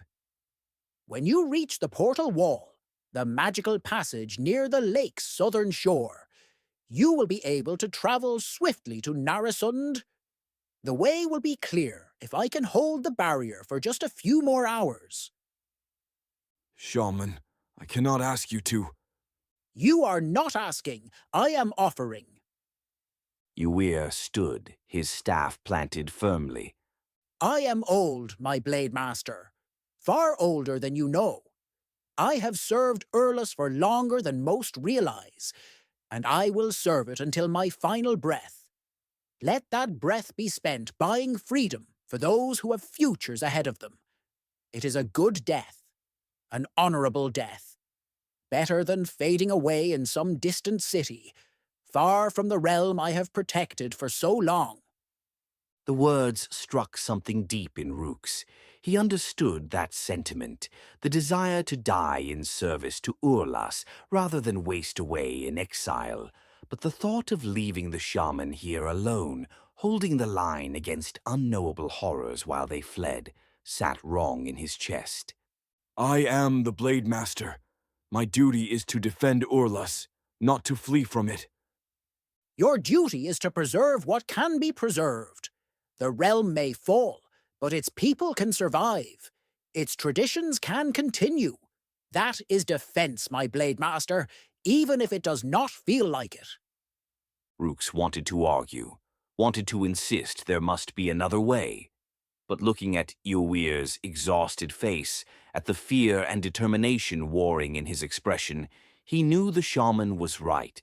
They had run out of time and options. The only choice left was between evacuating now or dying when the wards fell. I will gather the survivors, Rukes said quietly. We will make for the lake at first light. But I give you my word, shaman, Urlas will be remembered. What you have protected all these years will not fade from memory. That is all I ask. Eowyr raised his hand, and ethereal light began gathering around his fingers once more. Go quickly. I can feel the pressure building. When the wards fall, they will fall all at once. A cascade failure that will take only moments. You must be far from here when that happens. Rukes bowed deeply, the full bow of respect given to honored dead, for that was what Eowyr had become. A man already mourned, already sacrificed, simply waiting for the actual moment of death to arrive. Then he turned and ran back toward High Urlas, his boots striking the cobblestones in a steady rhythm. There was work to do, preparations to make, and far too little time to accomplish any of it properly. Dawn found Rukes in the central square of High Urlas, surrounded by the 37 souls who represented all that remained of the Sacred Realm's population. They looked at him with expressions ranging from hope to fear to resignation, waiting for him to speak. He had spent the hours before dawn moving from dwelling to dwelling, waking the survivors, telling them to gather what they could carry and meet him here. Most had asked no questions, simply nodded and begun preparing. They had been waiting for this, he realized, waiting for someone to make the decision they could not make themselves. Halra stood at the front of the group, his wooden practice sword on his back, a small pack at his feet. The boy's eyes were red-rimmed. He had been crying, though he was trying hard to hide it. Beside him stood two other children, both younger, both clinging to an elderly elf woman's hands. Master Haletha was there, leaning on a walking stick, her expression grave. The wounded warriors stood in a cluster, some supported by crutches or makeshift canes. Everyone looked thin, worn, diminished by weeks of rationing and worry. These were his people now, his responsibility. I failed everyone in the north. I cannot fail these as well. Rukes raised his voice, pitched to carry across the square. People of Urlas, I will not lie to you. The wards that have protected our realm for over a millennium are failing. Shaman Iweir can no longer maintain them, and when they fall, which will be soon, perhaps within hours, Urlas will be exposed to forces we cannot hope to defeat. Murmurs rippled through the assembled survivors. Some looked shocked, though Rukes suspected most had already guessed the truth. Others simply looked resigned, as if this was merely confirmation of what they had already accepted. Therefore, I am ordering an evacuation. We will proceed to Lake Eldmer, where a boat awaits that can carry us all to safety. We will make for Narasond in the far south, where we can find refuge with distant kin. It will be a difficult journey, but we will make it together. And what of Urlas? The question came from one of the wounded warriors, an elf missing his left arm. We simply abandon our own to whatever comes? Urlas is not the buildings, or the stones, or the lake, Rukes said, choosing his words carefully. Urlas is us. Its traditions, its history, its spirit. These live in our hearts and memories. While we survive, Urlas survives. If we stay and are destroyed, then everything we love about this place dies with us. He paused, letting that sink in, then continued. Shaman Iweir will remain behind to maintain the wards as long as possible, buying us time to escape. He does this willingly, as a final service to the realm he has protected for centuries. We honor his sacrifice by ensuring it is not in vain, by surviving, by carrying Urlas forward into whatever future awaits us. Another voice, this one from Master Haletha. And you, Master Rukes, will you lead us to safety, or will you remain behind as well? The question cut deeper than she perhaps intended. Part of Rukes desperately wanted to stay, to stand beside Iweir and face whatever came with blade in hand, to die in defense of Urlas rather than flee like a coward. But he had made his choice in the shaman's domain. Duty was not always glorious. Sometimes it was simply the hard, necessary work of ensuring others survived. I will lead you to the boat, he said. I will see you safely to the portal wall. And then... He paused, uncertain himself. And then I will return. Someone must bear witness to Urlas's final stand. Someone must remember how it fell, so that future generations will know what was sacrificed here. It was not quite a promise to survive, but it was not quite a promise to die either. It left his options open while still giving them the reassurance that he would not abandon them until they were safe. Halra pushed forward through the crowd.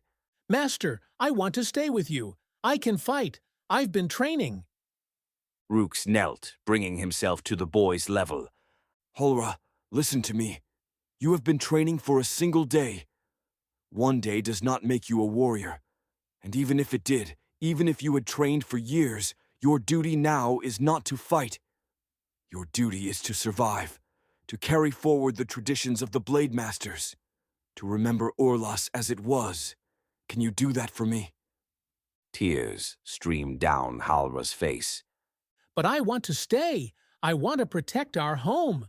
I know you do, but sometimes the bravest thing we can do is to live, to endure, to carry forward what others have sacrificed to preserve. Rukes placed both hands on the boy's shoulders. Your father died protecting Urlas. Honor his sacrifice by surviving, by becoming the warrior he wanted you to be, by ensuring that when people speak of Urlas in future years, they speak of it through you. Halra's face crumpled, and he threw his arms around Rukes' neck, sobbing. Rukes held him, feeling the boy's small body shake with grief and fear. Around them, the other survivors watched in silence, their own fears and griefs reflected in the child's tears.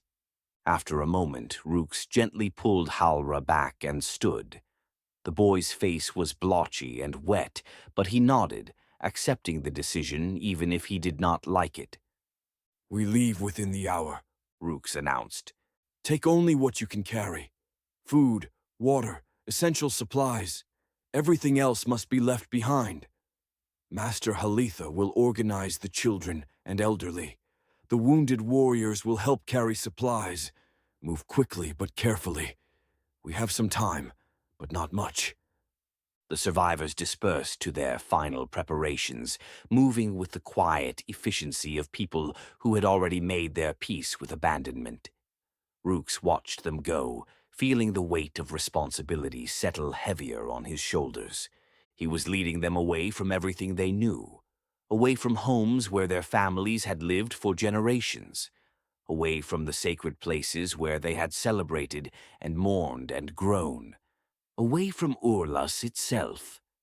But toward life, toward a future, that must be enough. He turned and looked up at the grand hall, at the ancient stones that had stood for over a millennium, at the banners hanging from the walls, their colors faded but still proud, at the fountains and statues and carved reliefs that depicted Urlas's history. All of it would fall. All of it would be lost.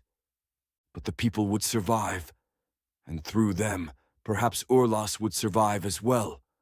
It had to be enough. It had to be. The march to Lake Eldmer took longer than Rukes had hoped. The elderly moved slowly.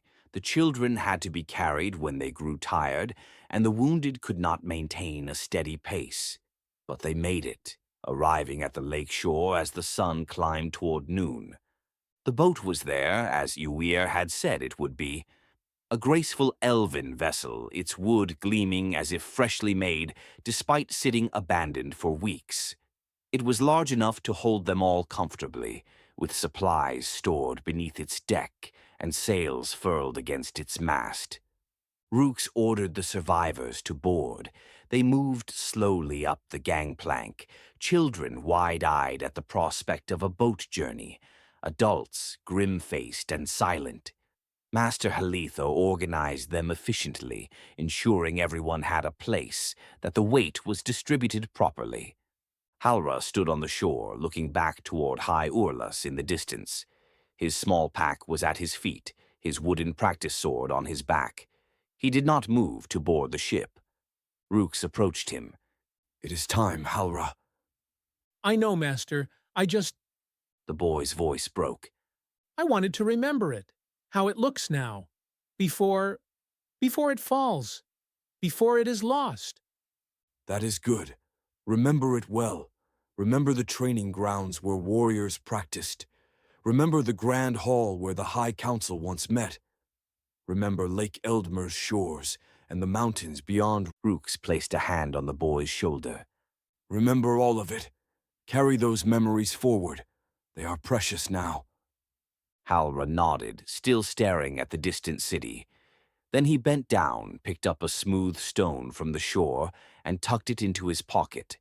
A piece of Urlas to carry with him, something physical to ground his memories. I'm ready now, Master. They walked to the gangplank together.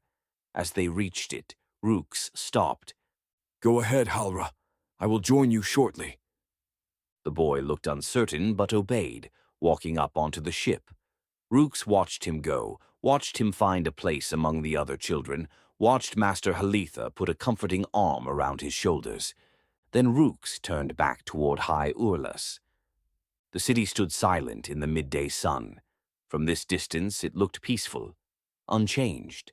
But Rukes could see the flickers in the air above it, the wards failing, the barrier between Urlas and the darkness beyond growing thinner by the moment. Uwir still holds, still fights, but he cannot hold much longer.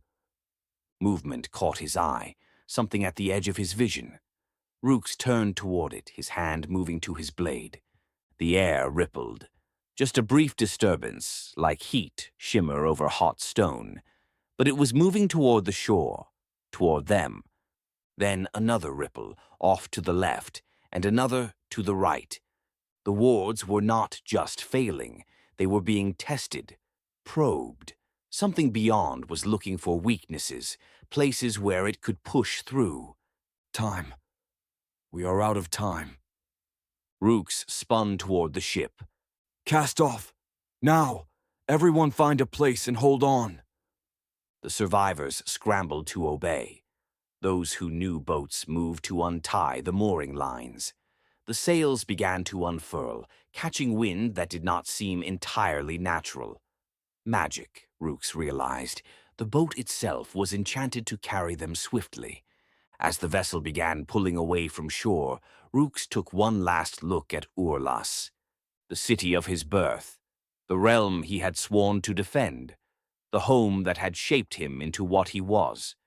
Forgive me, he thought, though he was not sure who he was asking forgiveness from. Forgive me for failing you, for leading your defenders to death, for abandoning you now. But there was no answer, only the gentle lap of water against the hull and the creak of timbers as the boat moved out onto Lake Eldmer, leaving Urlas behind. Chapter 4. The Gift. The boat moved across Lake Eldmer with uncanny swiftness, propelled by winds that came from no natural source. Rukes stood at the stern, one hand on the railing, watching Urlas recede behind them. The city grew smaller with each passing moment, the once proud spires diminishing to mere points of light in the distance. Around him, the survivors huddled in small groups. Some wept quietly. Others stared ahead toward the portal wall, their expressions carefully blank. The children clung to their elders, sensing the grief in the air, even if they did not fully understand its source.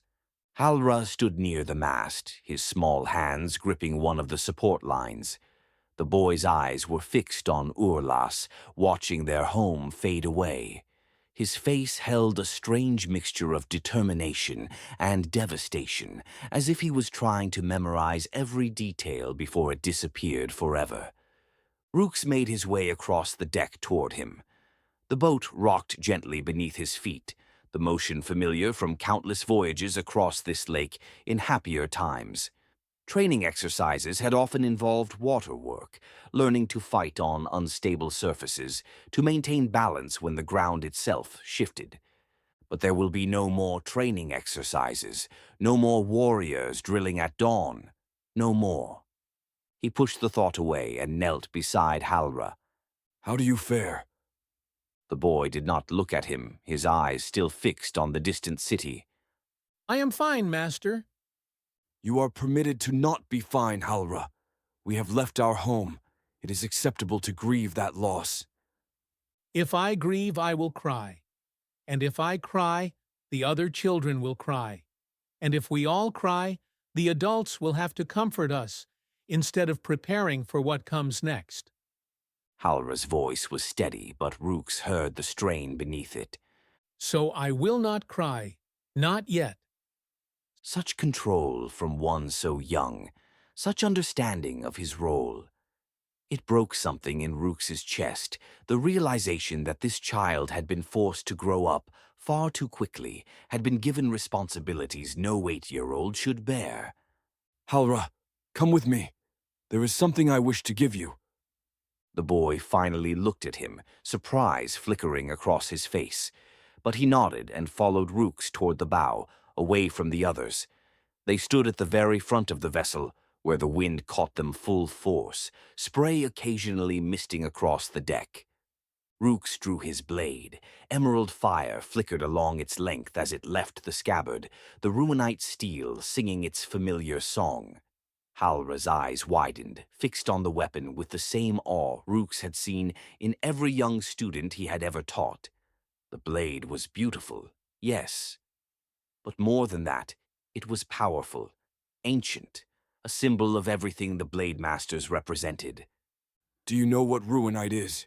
Rukes asked. It's the metal from the deep forges. My father said it was the strongest metal in all the world, that no blade could break it. Your father was correct. Ruinite is mined from deep within the mountains, in places where the stone itself holds ancient magic. Only a few smiths in each generation learn to work it properly. The metal holds enchantments that normal steel cannot, and it never dulls, never chips, never breaks. Rukes held the blade up, letting the sunlight catch it. This blade has been mine for 30 years. I received it when I became a Blademaster, forged specifically for my hand. It has served me faithfully through countless battles. It has saved my life more times than I can count. He lowered the blade and sheathed it, then reached into his pack. From it, he withdrew another weapon, shorter, lighter, sized for a child but no less well-made. The blade gleamed silver-green in the sunlight, its edge sharp enough to catch the light and hold it. This, Rukes said, was forged for a young warrior who fell in the north before he could claim it. It was meant for an apprentice who showed great promise, who would have become a fine Blademaster in time. But he is gone now, and the blade has no master. Halra's breath caught. He stared at the weapon with undisguised longing, but did not reach for it. Good. That showed discipline, showed respect. This is not a practice blade, Halra. This is a true weapon. Ruinite steel, properly forged and balanced. Once I give it to you, you must treat it with the respect it deserves. You must maintain it, train with it, and never draw it in anger or carelessness. Do you understand? Yes, master. The boy's voice was barely a whisper. Rukes held out the blade, handle first. Then I give you this, Halra, son of Carethan. May it serve you as faithfully as mine has served me. May it protect you when I cannot. May it remind you always of Urlas and of the traditions you carry forward. Halra reached out with trembling hands and took the blade. It was sized for him, but still heavy. Too heavy for daily carry, but not impossibly so. The boy's hands closed around the grip, and his eyes widened as he felt the balance, the way the blade seemed to settle into his grasp as if it belonged there. Master, I do not know what to say. Say nothing. Simply promise me that you will carry this with honor, that you will never forget where you came from, that you will remember Urlas and all who fell defending it. I promise. Tears finally broke free, streaming down Halra's face. I promise, Master Rukes. I will never forget. Never. Rukes pulled the boy into an embrace, feeling him shake with sobs against his chest. The blade was held carefully to the side, away from them both. Already Halra understood proper weapons discipline. Even in his grief, even as a child, he knew not to let the blade endanger others. He will be a fine warrior someday, if he lives long enough. After a moment, Rukes pulled back and helped Halra attach the blade's scabbard to his belt. The sword hung heavy at the boy's side, far more substantial than the wooden practice weapon. Halra touched it reverently, his fingers tracing the pommel, the guard, the grip wrapped in leather that would fit his hands better with time. This is real. Halra whispered, more to himself than to Rukes. This is a true Blademaster's weapon. You are not yet a Blademaster. That title must be earned through years of training and service. But you are now armed as a blade in training. When we reach Narasond, I will find someone to continue your instruction. And someday, perhaps, you will take the oaths and become what your father hoped you would be. Halra looked up at him, his face still wet with tears, but his expression transformed. In his eyes, Rukes saw not despair, but determination. Not grief, but purpose. The blade had given him something to hold on to, something concrete and real when everything else had been stripped away.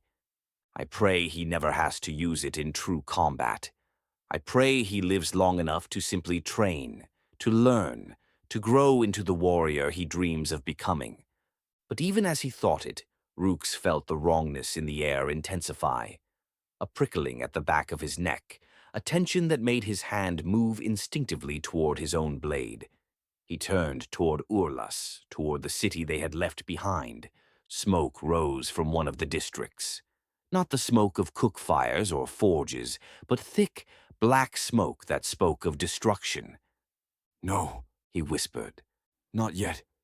Yoir said we would have time. But time, it seemed, had run out. The explosion came without warning.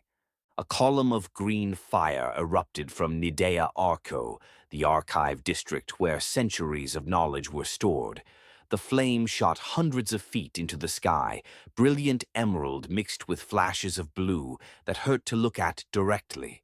The sound reached them seconds later, a boom that rolled across the water like thunder.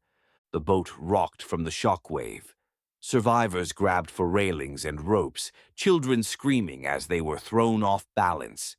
Master Halitha shouted orders, organizing the adults to secure the children, to make sure no one was thrown overboard. Rukes stood frozen at the bow, his hands white-knuckled on the railing, staring at Urlas. More fires were erupting now. Green and blue flames burst from the ground in multiple locations, the training grounds, the grand hall, the shaman's domain. And with each eruption, something rose from the earth. Even at this distance, Rukes could see them. Figures pulling themselves from the ground, clawing up through soil and stone. The dead rising. Ancient warriors from battles fought centuries ago, their bones wrapped in remnants of armor, weapons still clutched in skeletal hands. By the gods! Master Halitha breathed, having made her way to Rukes' side. What is happening? The wards have failed completely. Whatever Yoir was holding back, it's breaking through now. Rukes' voice was hollow. And the realm itself is responding. Urlas is giving up its dead. I've read of such things in the old texts. Halitha said quietly. When a sacred place is violated, when its protections fail catastrophically, sometimes the boundary between life and death becomes thin. The dead can rise, drawn by the disruption in the natural order. More undead were emerging with each passing moment, dozens of them, then hundreds. They spread across Urlas like a plague, their empty eye sockets glowing with that same green-blue light that had erupted from the earth. And they were moving, not aimlessly but with purpose, converging toward one place, toward the lake shore, toward the portal wall, toward the boat. Full sails, Rukes shouted, turning toward the crew. We need to reach the portal wall now. But even as he spoke, he saw movement on the shore ahead of them. More undead, pulling themselves from Lake Eldmare's waters, emerging from depths where warriors must have fallen in some ancient conflict. They clawed their way onto the beach, dozens of them, blocking the path to the portal wall. Behind them, Urlis burned with green and blue fire. Ahead of them, the dead rose from the lake. And somewhere beyond sight, Rukes felt something else gathering, something vast and cold and patient. The dragon from my visions. I know that feeling. He drew his blade, emerald fire erupting along its length. Around him, the survivors watched with terrified eyes. The wounded warriors drew what weapons they had. Master Halitha clutched her healer's staff, useless against enemies that were already dead. And Halra, small and frightened, but trying desperately to be brave, touched the ruinite blade at his belt, ready to draw it if needed, though he had no training, no skills, no chance of surviving if actual combat came. The boat raced toward the portal wall, toward escape, toward safety. But the undead on the shore grew thicker with each passing moment, forming a wall of bone and ancient steel between them and freedom. Master Rukes, Halra said quietly. what do we do? Rukes looked at the shore, at the masses of undead gathering there, at Urlas burning behind them, at the portal wall shimmering ahead, so close, almost reachable, but blocked by enemies that could not be reasoned with or bargained with. We get you through. Rukes said, his voice hard as stone. Whatever it takes, we get you through that portal. Hold tight, Halra. Hold tight to that blade and to your life. Do not let go of either. The boy nodded, his small hands white-knuckled on the railing. The boat surged forward, carried by magical wind, racing toward the shore and the undead that waited there. Rukes stood at the bow, his blade ready, emerald fire blazing bright enough to hurt the eyes. Behind them, Urlas died. Ahead of them, death waited. And somewhere between the two, they would have to find a way through. Chapter 5. Hope Dies. The undead had upturned so much soil and sand, the river was blocked. The portal wall beyond was now outside of reach.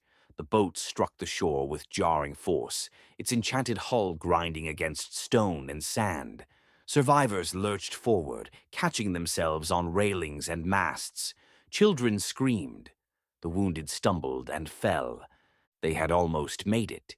The portal wall shimmered just ahead, a vertical sheet of silver light that would carry them away from this place, away from the death that consumed Urlas.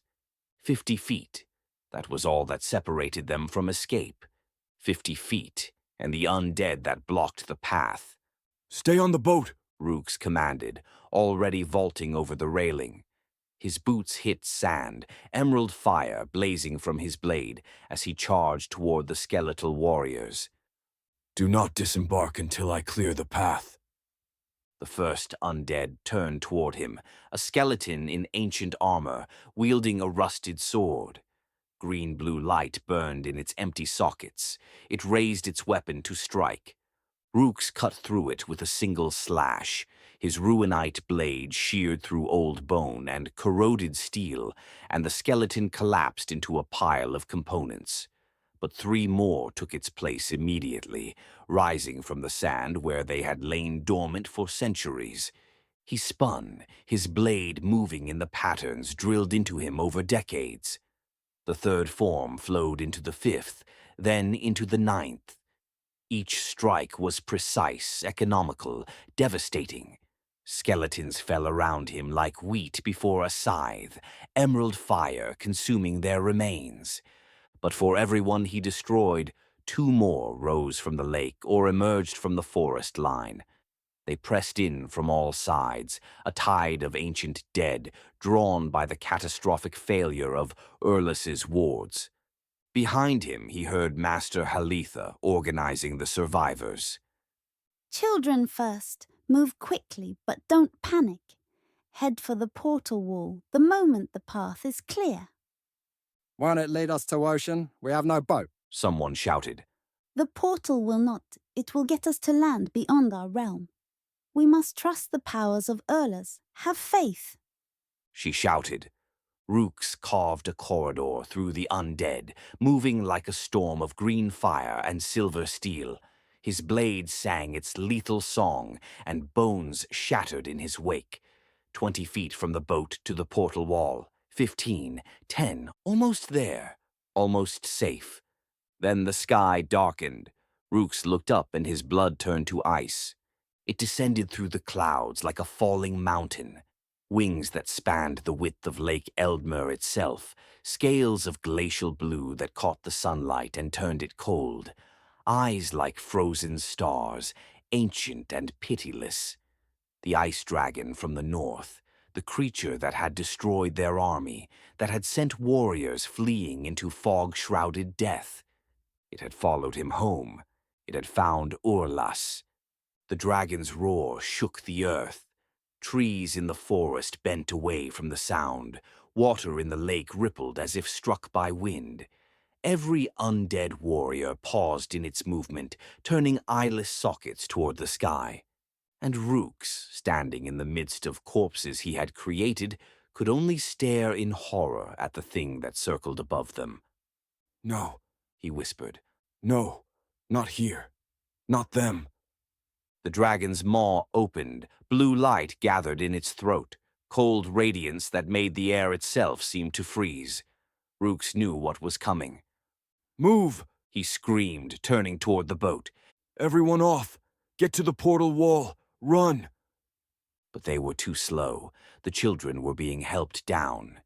The elderly moved with painful carefulness.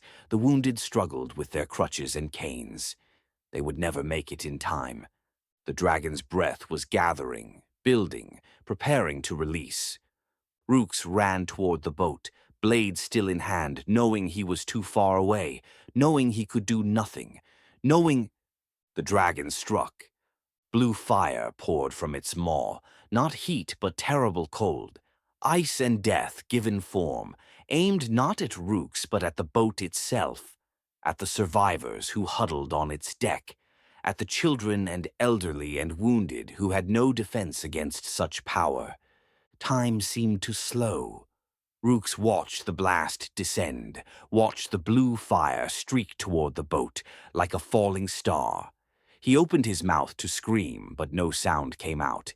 His legs pumped, but he moved too slowly, far too slowly. The blast struck the boat. The explosion was soundless at first, a silent burst of azure light that turned the world white.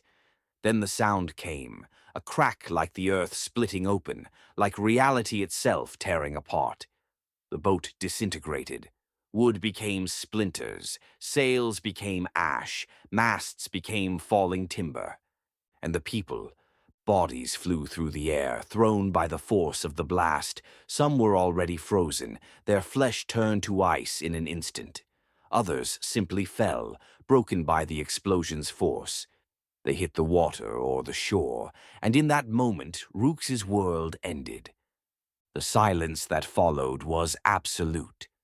Rukes stood on the beach, surrounded by undead, staring at the spot where the boat had been.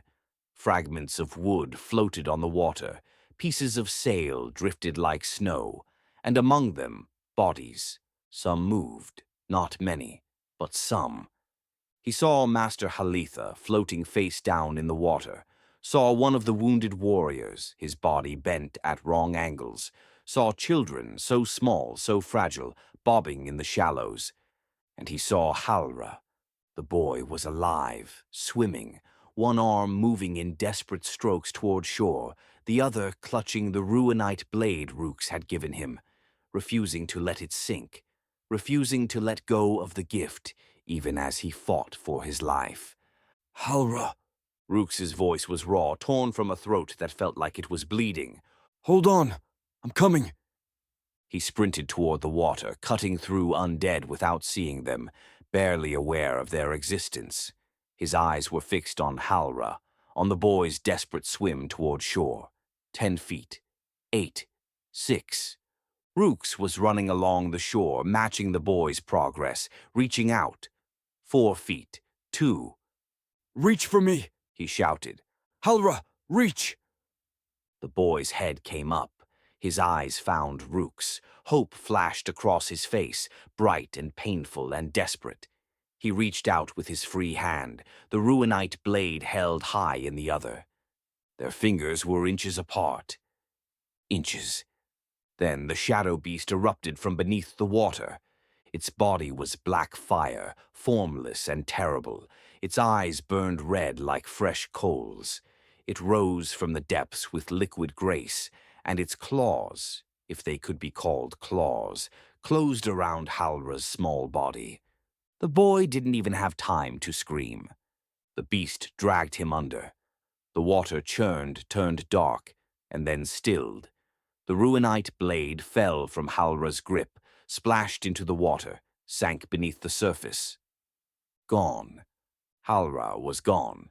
Rukes stood frozen at the water's edge, his arms still extended, his fingers still reaching for a hand that would never take them.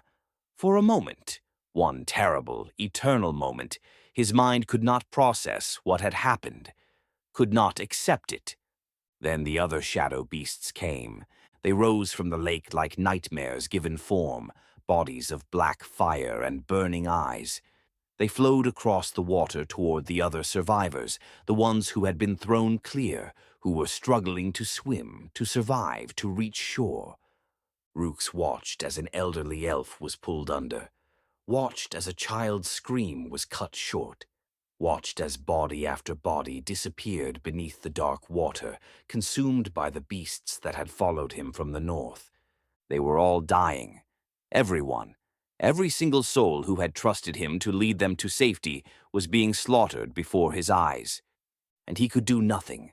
Nothing but stand there, arm outstretched, watching them fall. The last to die was a young girl, perhaps 5 years old. She clung to a piece of floating wood, crying for her mother who was already dead. A shadow beast approached her slowly, as if savoring the moment. The girl looked toward shore, toward Rukes, her eyes wide and terrified. "Help," She whispered.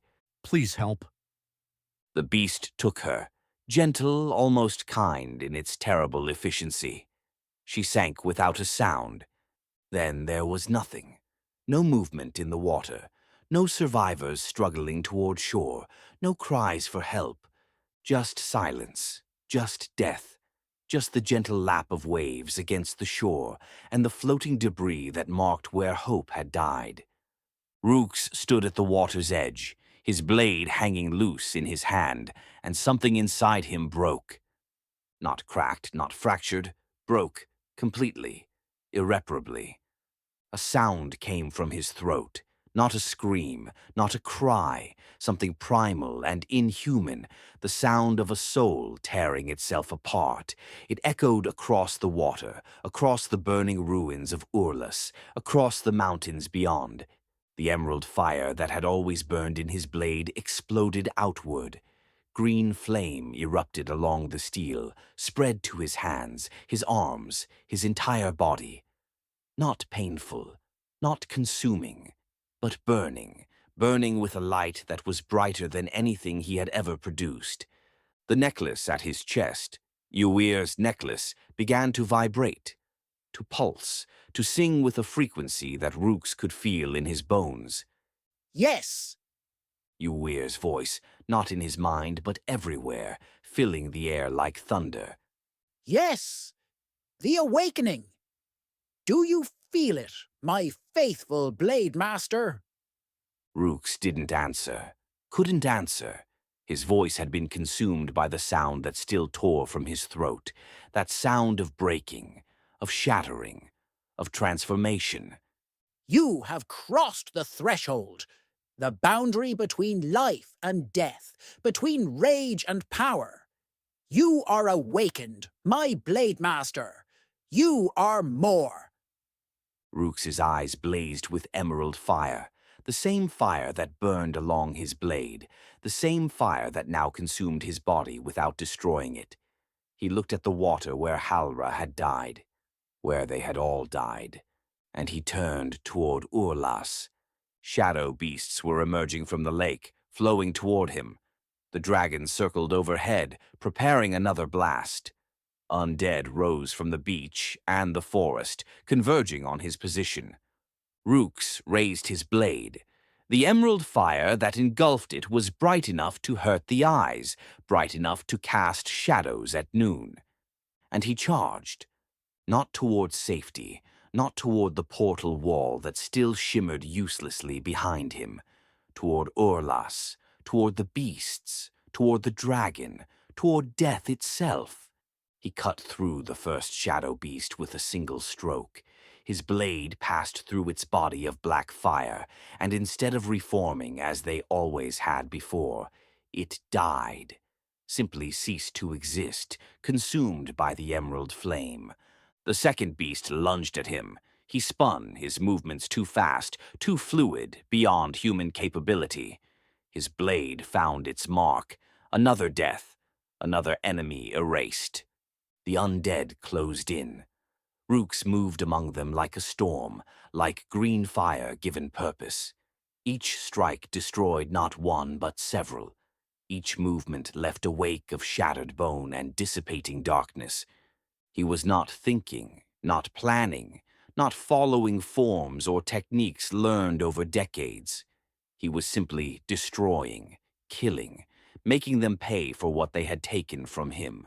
For Halra, for the child with the ruinite blade who should have lived, for the little girl who had cried for her mother, for Master Halitha and the wounded warriors and every innocent soul who had trusted him to protect them. For everyone he had failed.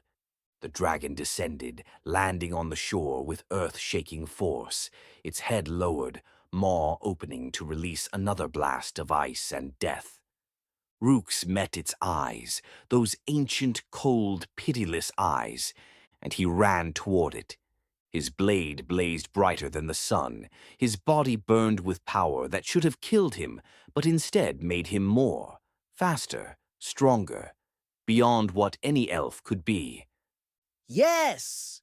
Uir's voice again, triumphant and terrible. Fight! Rage! Let the emerald fire consume everything. Rukes leaped impossibly high, his blade raised, emerald fire trailing behind him like a comet's tail. The dragon's blast came, blue fire meeting green, and for a moment they clashed in midair.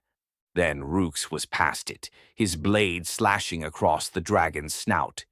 The creature roared in pain, the first time he had heard such a sound from it, and reared back. But Rukes was already moving, already running back toward Urlas, toward High Urlas, toward the city that burned with green and blue fire, toward the place where everything had been lost. He would destroy them, all of them, every beast, every undead warrior, every force that had taken his home, his people, his last hope of redemption. He would destroy them, or he would die trying. And in that moment, death seemed like the kinder option. Behind him, the lake was still. The portal wall shimmered, uncrossed, useless. The boat's wreckage floated gently on calm water. And beneath the surface, in the dark depths where shadow had taken him, a ruinite blade sank slowly toward the bottom. A gift given, a promise broken, a future that would never come. Halra was gone. They were all gone. And Rukes, consumed by emerald fire and rage and grief, became something more than elf and less than human. Became a weapon, became vengeance, became the end of everything, including himself. Chapter 6. The Awakened. Rukes tore through the burning forests of Urlas like a force of nature. Trees that had stood for centuries became obstacles to destroy. Shadow beasts became targets to erase. Undead became nothing more than bones to scatter. The emerald fire never dimmed. It blazed from his blade, from his hands, from his eyes. He could feel it burning inside him, consuming something essential, something vital. But he didn't care. Couldn't care. The only thing that mattered was making them hurt, making them pay. He didn't remember reaching the training grounds, didn't remember the journey from the lakeshore to this place where he had taught so many, where Halra had practiced his first stances just yesterday. Had it been yesterday? Time had lost meaning. There was only now, only the fight, only the killing. Above him, the dragon circled, blasting the entire length of the watery passage between the portal wall to the lake. Rukes didn't know what or why the dragon chose to do that, but sand, stone, trees, and water were flying up and over him. Shadow beasts converged on the grounds from all directions. Dozens of them, their bodies flowing like oil across the scarred earth. Their red eyes fixed on him with something that might have been hunger or might have been recognition. Rukes met them with his blade. The movements that flowed through him were not his own, not the forms he had learned and taught for 30 years. These were older, ancient, techniques that should have been lost with the first Blademasters, preserved somehow in whatever power now consumed him. His blade moved in patterns that seemed to cut through multiple dimensions at once. A single slash destroyed 3 beasts. A spinning strike erased 7. The emerald fire spread from each cut, consuming the shadow flesh, leaving nothing behind but dissipating darkness. Magnificent! Eowyr's voice echoed across the grounds, coming from everywhere and nowhere. Do you see now? Do you understand what you have become? Rukes didn't answer, couldn't form words. His throat had been torn raw from screaming. When had he been screaming? And his mind held no thoughts, only images. Halra reaching for him, the little girl crying for her mother, bodies floating in dark water. The shadow beasts kept coming. He kept killing them. The training grounds, already scarred by emerald eruptions, became a graveyard of twice-dead things. An undead warrior charged him, wielding a great axe that must have been formidable in ancient times. Rukes didn't even slow. His blade passed through the skeleton's torso, emerald fire consuming bone and metal alike. The warrior collapsed into ash. More undead rose from the earth. Dozens, hundreds. The ground itself seemed to vomit them up, ancient warriors from battles forgotten by history. They surrounded him, weapons raised, eyeless sockets burning with green-blue light. Rukes spun, his blade extended. The emerald fire spread outward in a wave, a circle of green death that expanded from his position. Every undead warrior within 20 feet simply ceased to exist, consumed by the flame. Yes, yes. The boundaries mean nothing to you now. Rukes stumbled. For the first time since the transformation, his body betrayed him. His legs felt weak. His hands trembled where they gripped the blade. Blood, his blood, dripped from his nose, his ears. The power burning through him was too much, too bright, too intense. He was dying, had been dying since the moment Halra disappeared beneath the water. The awakening Eowyr spoke of was not evolution, but consumption. The emerald fire that gave him such power was burning him from the inside out, destroying the very body it enhanced. But he didn't stop, couldn't stop. If he stopped, he would have to think, would have to remember, would have to accept what had happened. Better to burn, better to fight until there was nothing left. He moved toward High Urlas capital, leaving a trail of destruction behind him. Shadow beasts and undead followed, an army of death pursuing a single warrior who had become death himself. The grand hall burned with 3 colors of fire, green from the eruptions, blue from the dragon's breath, black from where shadow beasts had touched the ancient stones. The structure that had stood for over a millennium, that had housed the High Council and witnessed countless ceremonies, was collapsing. Rukes stood in its central chamber, surrounded by falling debris and flames that should have killed him but couldn't touch the emerald fire that sheathed his body. He looked up through the broken roof at the dragon circling above. The creature watched him. Those ancient eyes held something now that they hadn't before. Caution, perhaps even respect. It had seen him fight, had seen what he had become, and it was wary. Come down. Rukes rasped, his voice barely his own. Come down and face me. Or are you afraid?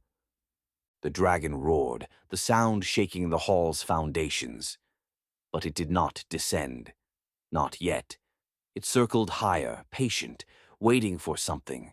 Waiting for me to burn out. It knows I'm dying. Shadow beasts poured into the hall through shattered windows and collapsed walls. They flowed across the floor like living darkness, converging on him from all sides. 50 of them. 100. More. Rukes planted his feet and raised his blade. They came as one, a tide of black fire and burning eyes. Rukes met them with emerald flame. His blade moved faster than thought, cutting through shadow flesh with each stroke. The beasts dissolved at his touch, erased by power that should not exist in mortal hands. But there were too many. Even with his enhanced speed, even with the awakening's power, he could not stop them all. Claws raked across his back, teeth found his shoulder. He felt his armor split, felt blood flow. Good. Pain meant he could still feel, meant he was still real, still present, not yet consumed entirely by the fire. He spun, his blade sweeping in a wide arc. The emerald flame spread outward in a nova of green light. Every beast within the hall died simultaneously, their forms burning away to nothing. Rukes stood alone in the center of the grand hall, breathing hard, bleeding from a dozen wounds. The emerald fire flickered along his blade, dimmer than before. His vision swam, his legs threatened to buckle. You're burning too fast. Uir's voice had lost its triumph, replaced by something that might have been concern. This wasn't how it was supposed to happen. You were meant to awaken, yes, but not like this. Not with such rage.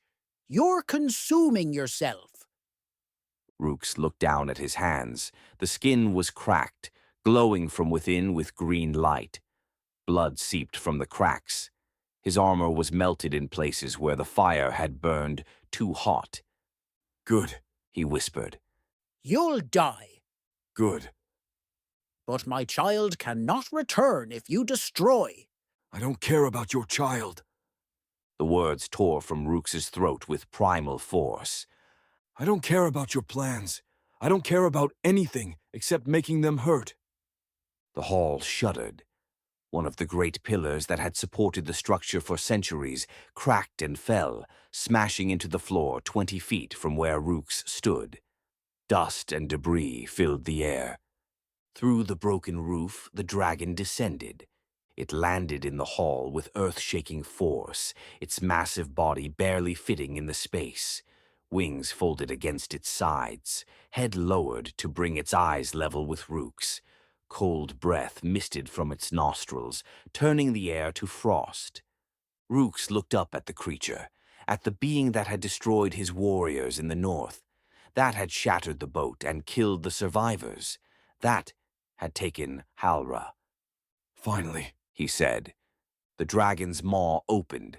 Blue fire gathered in its throat, cold radiance that froze the moisture in the air. Rukes raised his blade. Emerald fire exploded along its length, brighter than it had been since the awakening. He poured everything into it, all his grief, all his rage, all his guilt. The blade blazed like a green star. The dragon released its breath. Blue fire poured forth, a column of ice and death aimed directly at Rukes. Rukes swung his blade upward.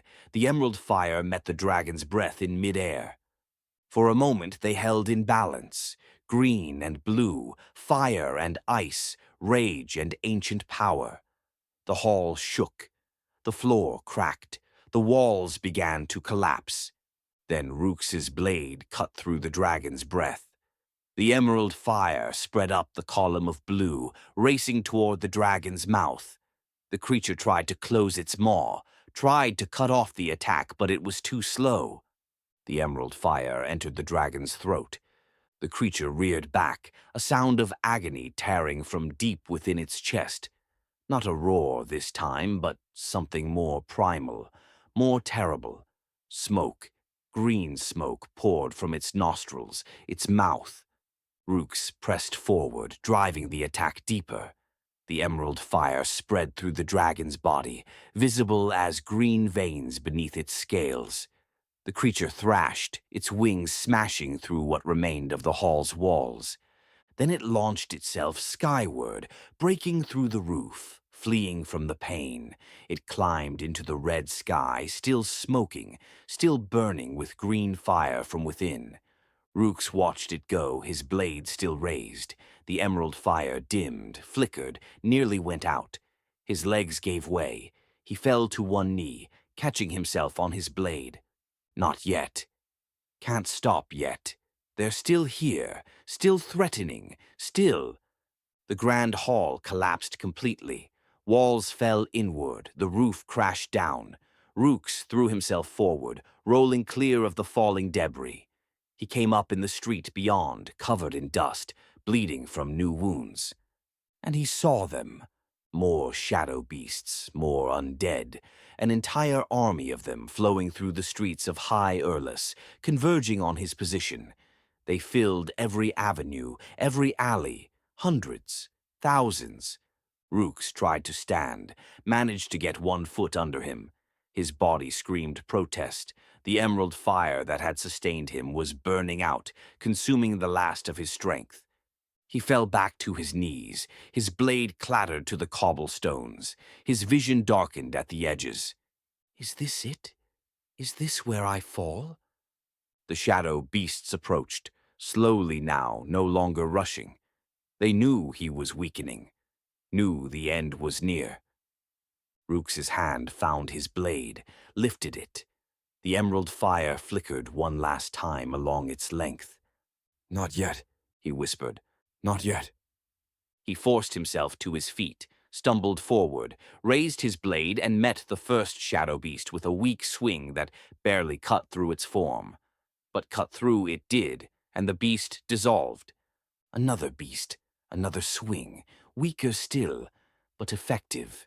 He would fight, would keep fighting, until his body gave out completely, until the emerald fire burned away the last of his life, until nothing remained but ash and the memory of failure. He would fight because it was all he had left, because stopping meant accepting what he had lost, because Halra deserved better than a master who simply gave up. So Rukes of Urlas, last Blademaster of the sacred realm, fought on. 1 step at a time, 1 swing at a time, 1 beast at a time, dying inch by inch, burning away piece by piece, but still standing, still moving, still raising his blade against the darkness, still trying, impossibly, hopelessly, to defend a realm that no longer existed, people who were already dead, a future that had drowned in dark water while he watched. The emerald fire flickered, dimmed, nearly died. But not yet, not quite yet. There was still killing to be done. Chapter 7. The sky bleeds. The sky changed. Rukes first noticed it between sword strokes, between the brief moments when shadow beasts fell and new ones had not yet taken their place. The clouds that had hung over Urlas, gray and heavy with unnatural weather, were transforming, darkening, taking on a hue that should not exist in nature. Red, not the red of sunset or dawn, blood red, crimson like fresh wounds. The clouds themselves seemed to pulse, to ripple, as if the sky had become living flesh. The undead paused in their assault. The shadow beasts stopped their flow across the ruined streets. For a moment, everything was still, every creature, dead or darkness or dragon, looking upward at the impossible sky. No! Uir's voice, no longer triumphant, no longer eager. No, this cannot be. You're tearing it. You're tearing the boundary itself. Rukes didn't care, didn't understand, didn't have the capacity left for comprehension. He only knew that the enemies had paused, and that meant he had a moment to breathe, to gather what little strength remained, to prepare for the next wave. His body was failing. He could feel it now, the awakening's power eating away at muscle and bone. His hands where they gripped the blade were more crack than skin, more light than flesh. Blood poured from wounds that would not close. His armor had melted in places, fused with the flesh beneath. He was dying, had been dying for hours now. The only question was whether he would fall before killing them all. Not likely. There are thousands, and I am only one. The shadow beasts resumed their attack, but differently now. Not with the hungry eagerness they had shown before, with caution, with fear. They circled him like wolves around a wounded bear, dangerous still, but weakening, worth waiting for. Rukes met them anyway. His blade rose and fell, emerald fire flickering weakly with each strike. He moved through Master Owner's forge, now collapsed and burning, cutting down beasts that tried to flank him. His feet found the paths he had walked 1,000 times, even though those paths were now choked with rubble and corpses. Listen to me. Eowyr's voice was desperate now. You must stop. You're not just killing them. You're breaking reality itself. The boundaries between realms, between life and death, they're collapsing because of what you've become. Good. Rukes rasped, though he didn't know why he spoke. Didn't know if Eowyr could even hear him. Let it all break. Let everything fall. My child cannot return if there is no Urlas to return to. Centuries of planning, centuries of waiting, all undone because you couldn't control your grief. The words meant nothing. Just sounds. Just noise beneath the ringing in his ears and the thunder of his failing heart. Rukes stumbled through what had been the sacred gardens, where crystal formations had once grown in impossible patterns. The crystals were shattered now, their inner light extinguished. Shadow beasts emerged from behind the ruins, and he cut them down mechanically, without thought or technique. Just swinging, just killing. The red sky pulsed overhead, and with each pulse Rukes felt something respond within him. The emerald fire that consumed his body flickered in time with the sky's rhythm, as if they were connected somehow, as if his transformation and the breaking of the boundaries were linked. You were supposed to awaken, yes, to cross the threshold, to become the bridge through which my child could return. Eowyr's voice held a note of anguish now. But you were supposed to be controlled, guided. Instead, you've become a wildfire, consuming everything, including the very purpose of your awakening. A wildfire, yes. That was what he was. What he had become. Burning everything, including himself. Rukes' vision blurred. He blinked, trying to clear it, and realized it wasn't his vision. The world itself was blurring. The edges of buildings wavered. The ground beneath his feet seemed insubstantial, as if he might fall through it at any moment. What am I doing? What have I become? But the thought passed as quickly as it came, driven away by the memory of Halra's hand reaching for his, the memory of bodies floating in dark water, the memory of a little girl crying for her mother. They had died because he led them there, because he survived the North when he should have died, because he brought doom home with him. The least he could do was take that doom with him when he fell. More undead rose from the earth, an entire battalion of ancient warriors, their armor marking them as from Urlas's earliest days. They formed ranks, shields raised, spears leveled, organized, intelligent, not merely animated corpses, but warriors still, centuries after their deaths. Rukes charged them. His blade struck the first shield and shattered it, the emerald fire consuming ancient wood and metal. He pushed into their formation, cutting left and right, destroying warriors who had probably died defending Urlas from some long-forgotten threat. Defending. They were defending. I am destroying. But he couldn't stop. The momentum of his rage carried him forward, his blade rising and falling without conscious direction. He broke through the formation's center, emerged on the other side covered in ash and bone fragments, and kept moving. Toward Lake Eldmer. He was moving toward the lake without meaning to, his feet finding the path, his body carrying him in that direction, even as his mind barely functioned. Where Halra died, where they all died, where it began. The forest path was choked with undead. They stood in rows, blocking the way, forcing him to fight for every step. Rukes obliged them. His blade sang its deadly song, quieter now, more of a whisper than a roar, but still lethal, still capable of ending them. He could see Lake Eldmer through the trees now. The water was dark beneath the red sky, reflecting the impossible crimson of the clouds. And on the shore, shadow beasts, hundreds of them, thousands. They carpeted the beach, their forms flowing into one another, creating a sea of darkness that waited for him. They're herding me, driving me toward this. But knowing it changed nothing. He would go where they drove him, would fight until he couldn't fight anymore, would fall when his body finally gave out. The destination didn't matter, only the path, only the continued motion, the continued killing, the continued burning.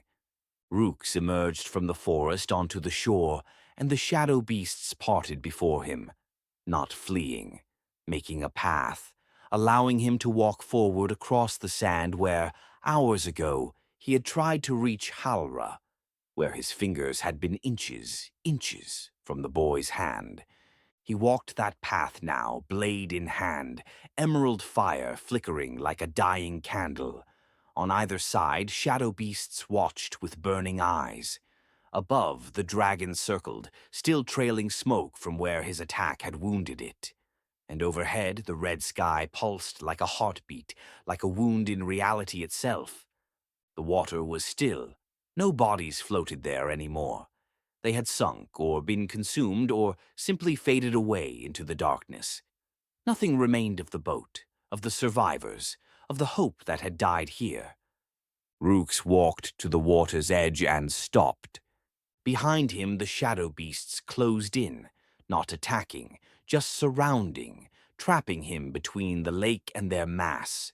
The undead emerged from the forest, forming ranks. The dragon descended, landing on the far shore, its eyes fixed on him with that same patient caution. They were waiting, all of them, waiting for him to burn out, to fall, to die. And he would, soon, perhaps any moment now. His legs trembled, his arms felt like lead. The blade was almost too heavy to hold. The emerald fire that had sustained him, that had given him such terrible power, was guttering out. But not yet. He was still standing, still breathing, still capable of moving. One more time. I will raise my blade one more time. He turned his back to the water and looked at the army arrayed before him, at the shadow, beasts, and undead, and the dragon watching from across the lake, at Urlas burning in the distance, the city that had been his home for over a century, at the red sky overhead that marked the breaking of everything he had known. And in his mind he saw them, all of them, his apprentices, the High Council in their chambers, every blade and archon who had marched north and never returned. Master Halitha, who had tended the wounded for centuries, the injured warriors who had stayed when others fled, the children who had trusted him to lead them to safety. Halra, with his wooden practice sword and his fierce determination. Halra, who had wanted to be a Bladem. Halra, who had reached for his hand and found death instead. All of them dead. All of them lost. All of them failed by the warrior who was supposed to protect them. But he was still here, still standing. And if he couldn't save them, if he couldn't protect them, if he couldn't do anything right, he could at least make their killers hurt, could take as many with him as possible. could die the way a Blademaster should die, blade in hand, enemies before him, fighting until the very end. Rukes raised his sword. The emerald fire flickered one last time along its length, then brightened. Not to the blazing intensity of the awakening's peak, but bright enough, strong enough. I am Rukes. He said, his voice carrying across the beach despite its weakness. Blademaster of Urlas, last guardian of the sacred realm, and I will be your bane. The shadow beasts surged forward. The undead charged. The dragon opened its maw, blue fire gathering.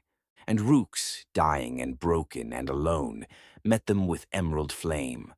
For Urlas, for those he had failed, for the boy who had reached for his hand. He fought. Chapter 8. The Last Stand. The first wave broke against him. Shadow beasts poured across the beach, bodies of black fire flowing like living darkness. Rukes met them with his blade, emerald fire cutting through shadow flesh. 1, 2, 3, 5. They dissolved at his touch, erased by his waning but potent power. But they kept coming. For every beast he destroyed, 3 more took its place.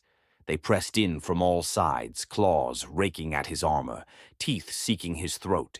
He spun and slashed, each movement costing him more than the last. His body screamed protest. His hands bled where they gripped the blade. The cracks in his skin spread wider, glowing with green light from within. The undead reached him, ancient warriors with rusted weapons and burning eye sockets. They attacked with the skill they had possessed in life, their movements coordinated despite being dead for centuries.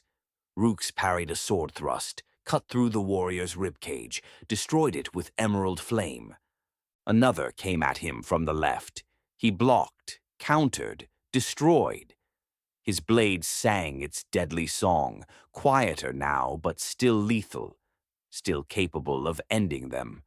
How many? How many have I killed? He had lost count. Hundreds. Thousands. The beach was carpeted with ash and bone fragments. The air reeked of burning shadow and ancient death. And still they came. The dragon's blast struck from above, blue fire pouring from the sky. Rukes dove aside, felt the terrible cold pass inches from his back. The sand where he had stood turned to glass, then shattered. He rolled, came up swinging, destroyed 2 more shadow beasts. His legs gave out. He fell to one knee, catching himself on his blade. Blood poured from his mouth. The emerald fire flickered, nearly died. Not yet. Can't fall yet. He forced himself upright. His vision swam. The world tilted around him.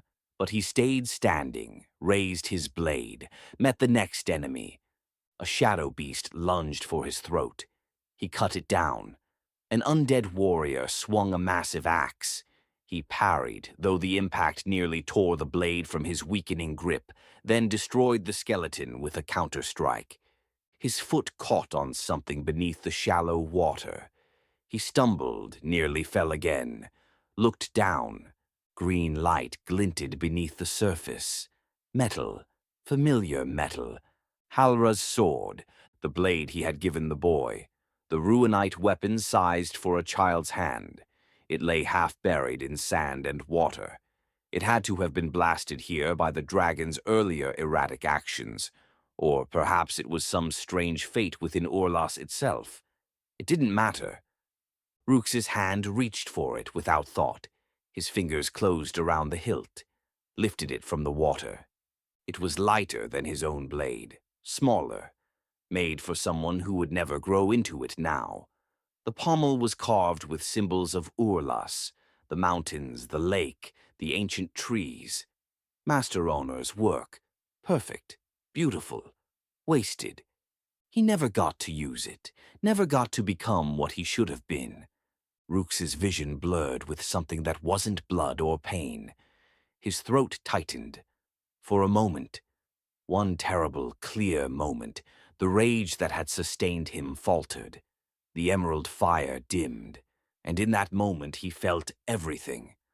The weight of his failures, the magnitude of his losses, the futility of this final stand. He was dying to accomplish nothing, killing enemies that would simply be replaced, destroying what was already destroyed. Halra was dead. They were all dead, and soon he would join them, and Urlas would fall to darkness, and everything would be lost. Then let it be lost, but let me take as many with me as I can. The rage returned, not the white-hot fury of the awakening, something colder, harder, the rage of a man who had nothing left to lose, who had already lost everything, who could give up nothing more because nothing remained. Rukes raised both blades, his own in his right hand blazing with emerald fire.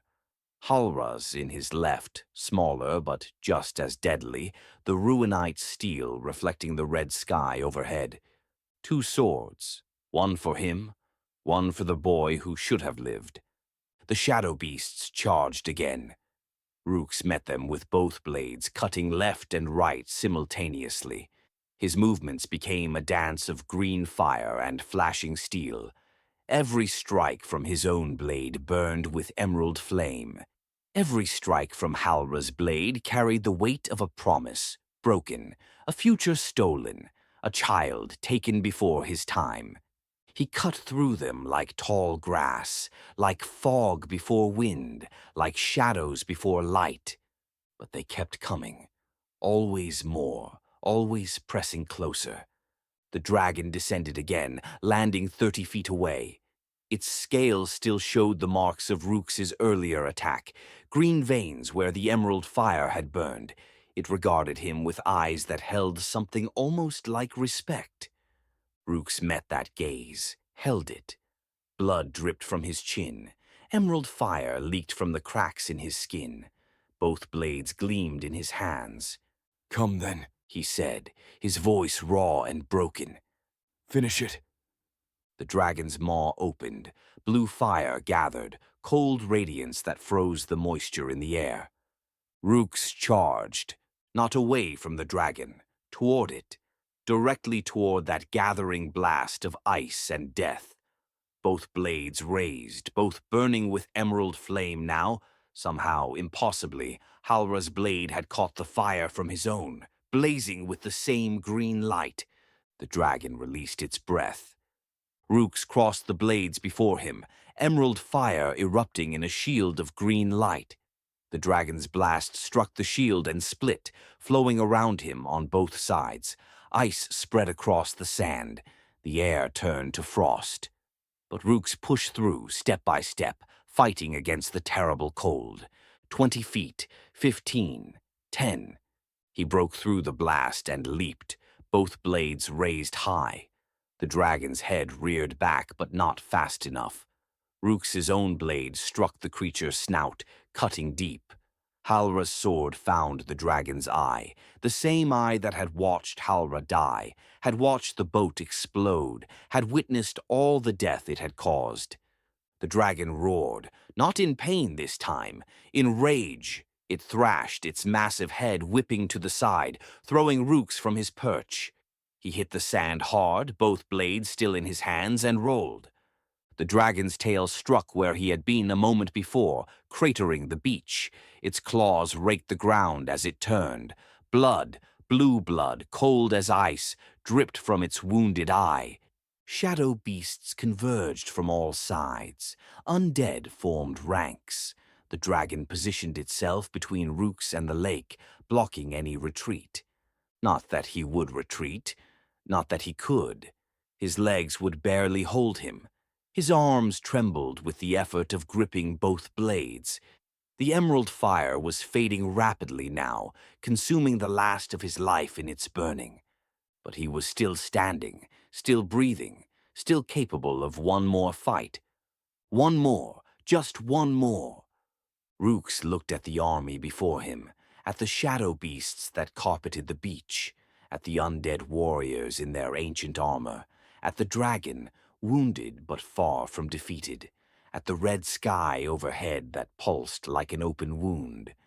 At Urlas, burning in the distance, the city he had failed to save, the realm he had failed to protect, the home he would never see restored. And he thought of them, all of them, the names and faces that would haunt him into whatever came after death. I tried. I failed, but I tried. Let that be enough. It wouldn't be. He knew that, but it was all he had. Rukes walked forward into the shallow water, both blades held ready, emerald fire flickering weakly along their lengths, his body broken, his spirit shattered, his life measured now in heartbeats rather than hours. The shadow beasts approached from ahead, the undead closed in from behind. The dragon lowered its head, blue fire gathering once more in its throat. Rukes stopped, stood in the shallows of Lake Eldmer, water lapping at his boots. The same water that had taken Halra, the same shore where he had tried and failed to save them all. He raised both blades. The emerald fire blazed one final time, brighter than it had been since the awakening. Not because he forced it, but because it was ending. The last burst before the candle went out, the final burn before the ashes. The dragon roared, the shadow beasts charged, the undead surged forward. And Rukes, holding two ruinite blades that burned with emerald fire, one for himself, one for the boy who should have lived, charged to meet them. His blade sang. Halra's blade answered. Green fire exploded around him, a pillar of light in the red-tinged darkness.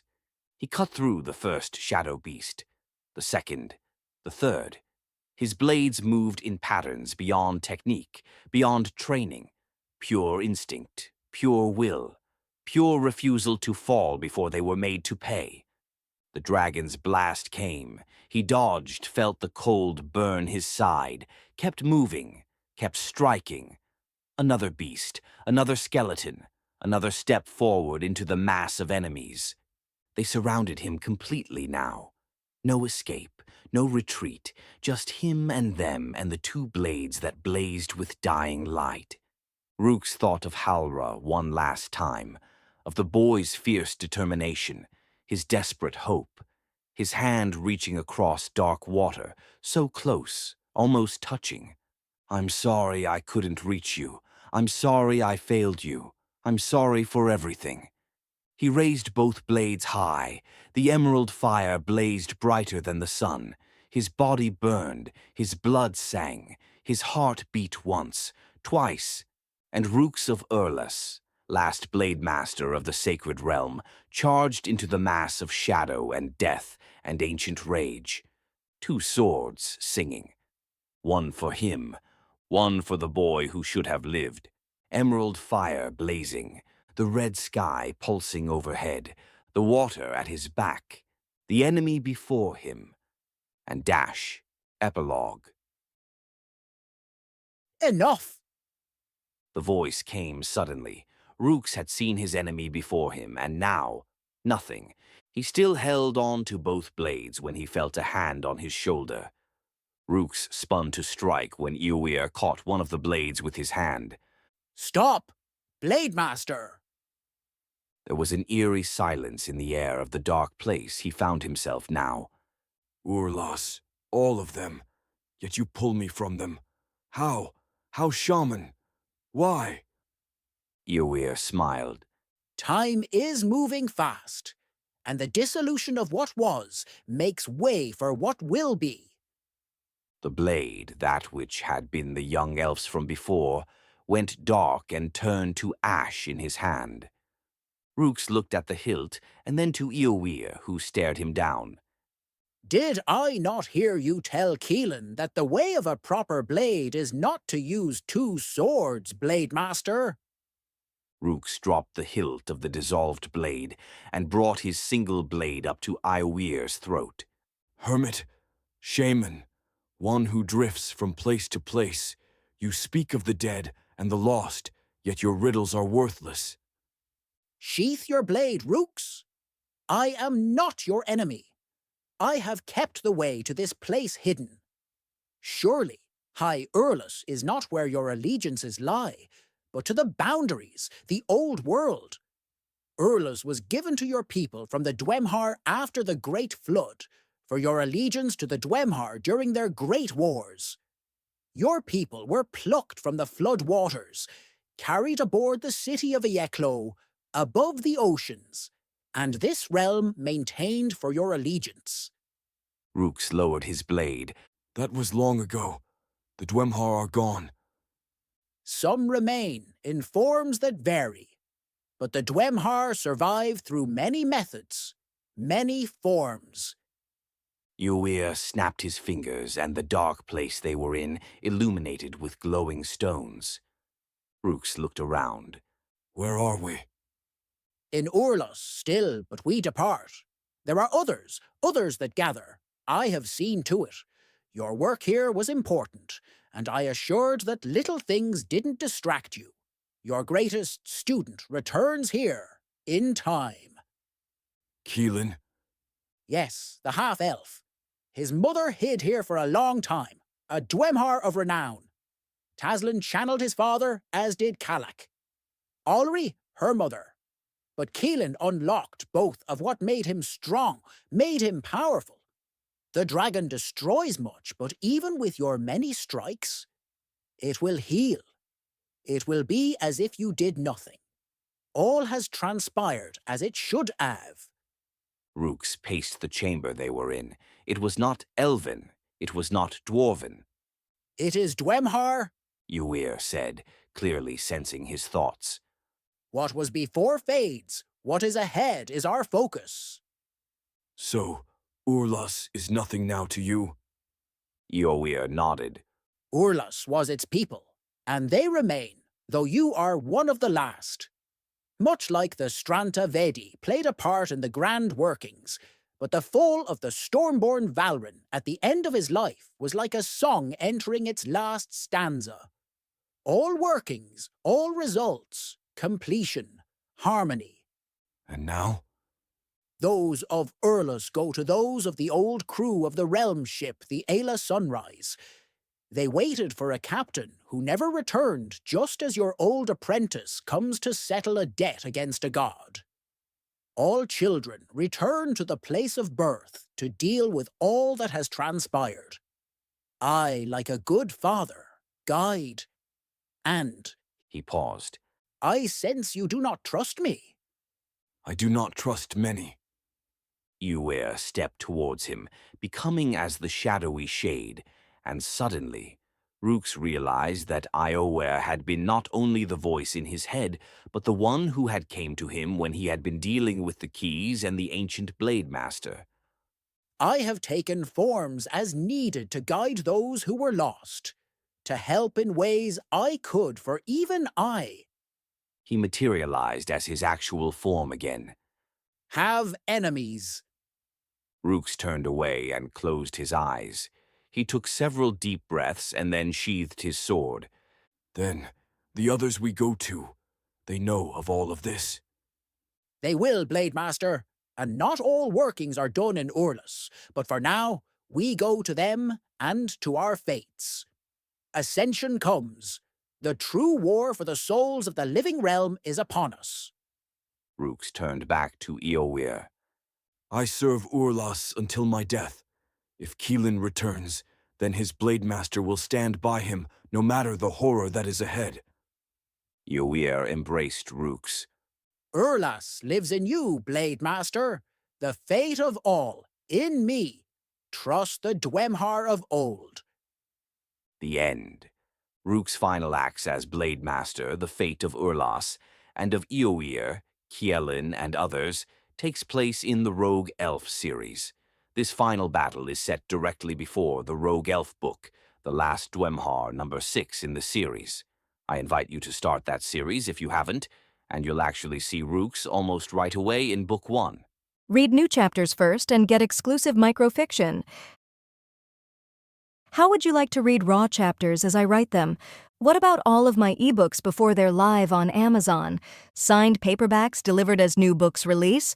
Or maybe you'd like to get exclusive ebooks only for patrons. You can get all of this and even more by joining the Dwemhar Realms Patreon. You can even follow public posts for free. I'll see you there. www.patreon.com/DWEMHARREALMS/membership. Feel free to email me at authorjtwilliams@gmail.com. Author's note. December 2025. There was more violence in this book than even I expected, but to see Urlas fall and the loss of what few of Urlas remained was enough to break even the most stalwart. But a Blademaster who had seen so many others fall, yet still live himself? I hope you enjoyed it. If you haven't read the Rogue Elf books, you should.